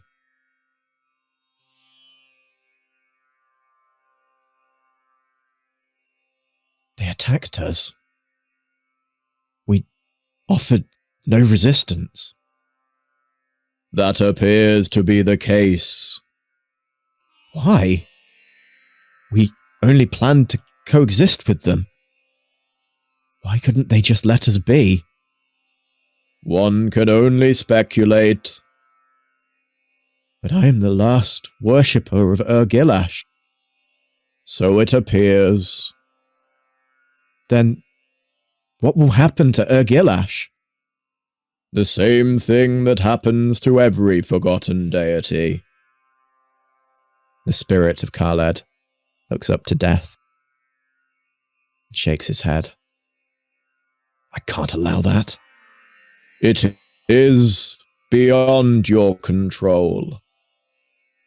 No. What good is my belief? The very being I dedicated my life to simply ceases to be. Just because something no longer exists does not mean that it never existed. Time is odd like that. Death's eyes flash over in your direction. Hello. I don't care. Without the belief in Ur-Gilash, my existence has no meaning. Whatever afterlife awaits me is an irrelevance. I can only act as a guide. Your decision to follow the path offered is your own. I appreciate your candor, but no. I will not be going with you. That decision is your own. It will be your own task to act upon it. Hold on. Why does he get a choice?